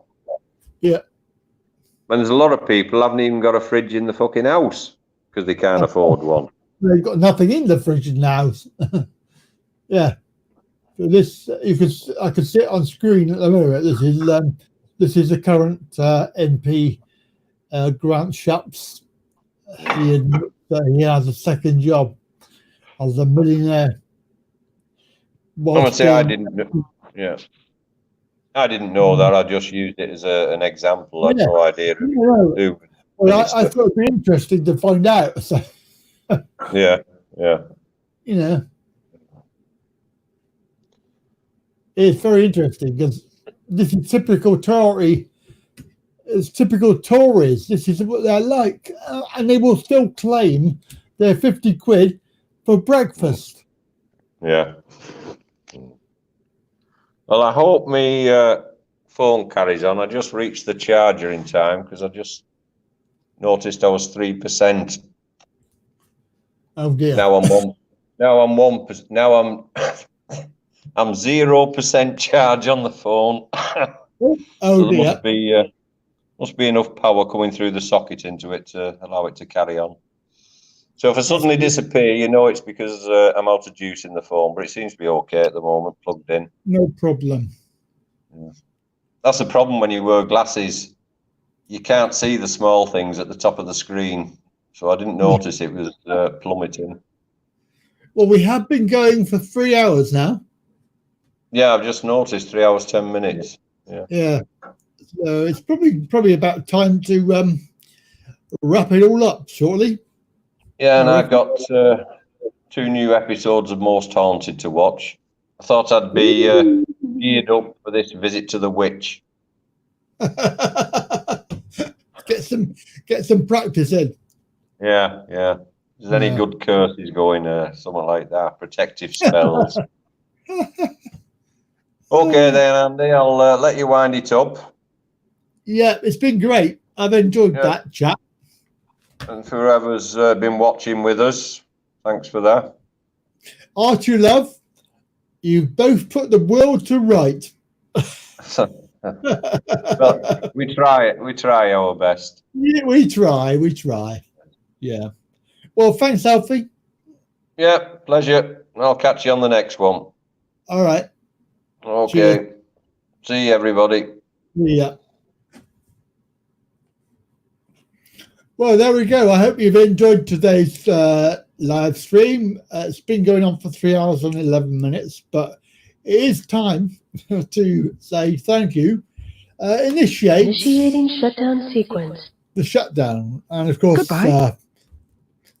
the usual song. Goodbye, everybody. Goodbye, everybody. Yes, and of course, big thank you. My micromechanism thanks you. My computer tapes thank you. And I thank you. And is it a happy ending, I wonder?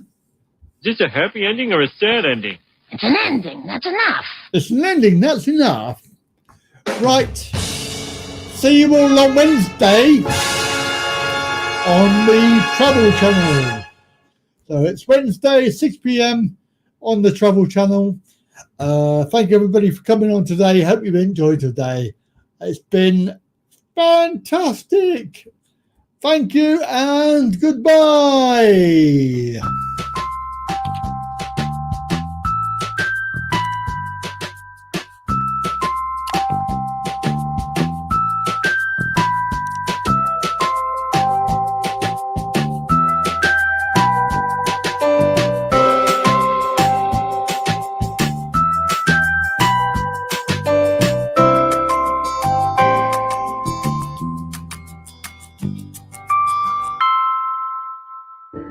Harry, are we ready?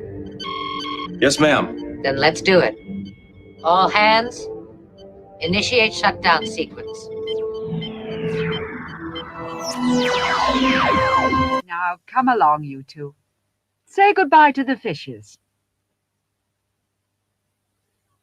Goodbye, Tish.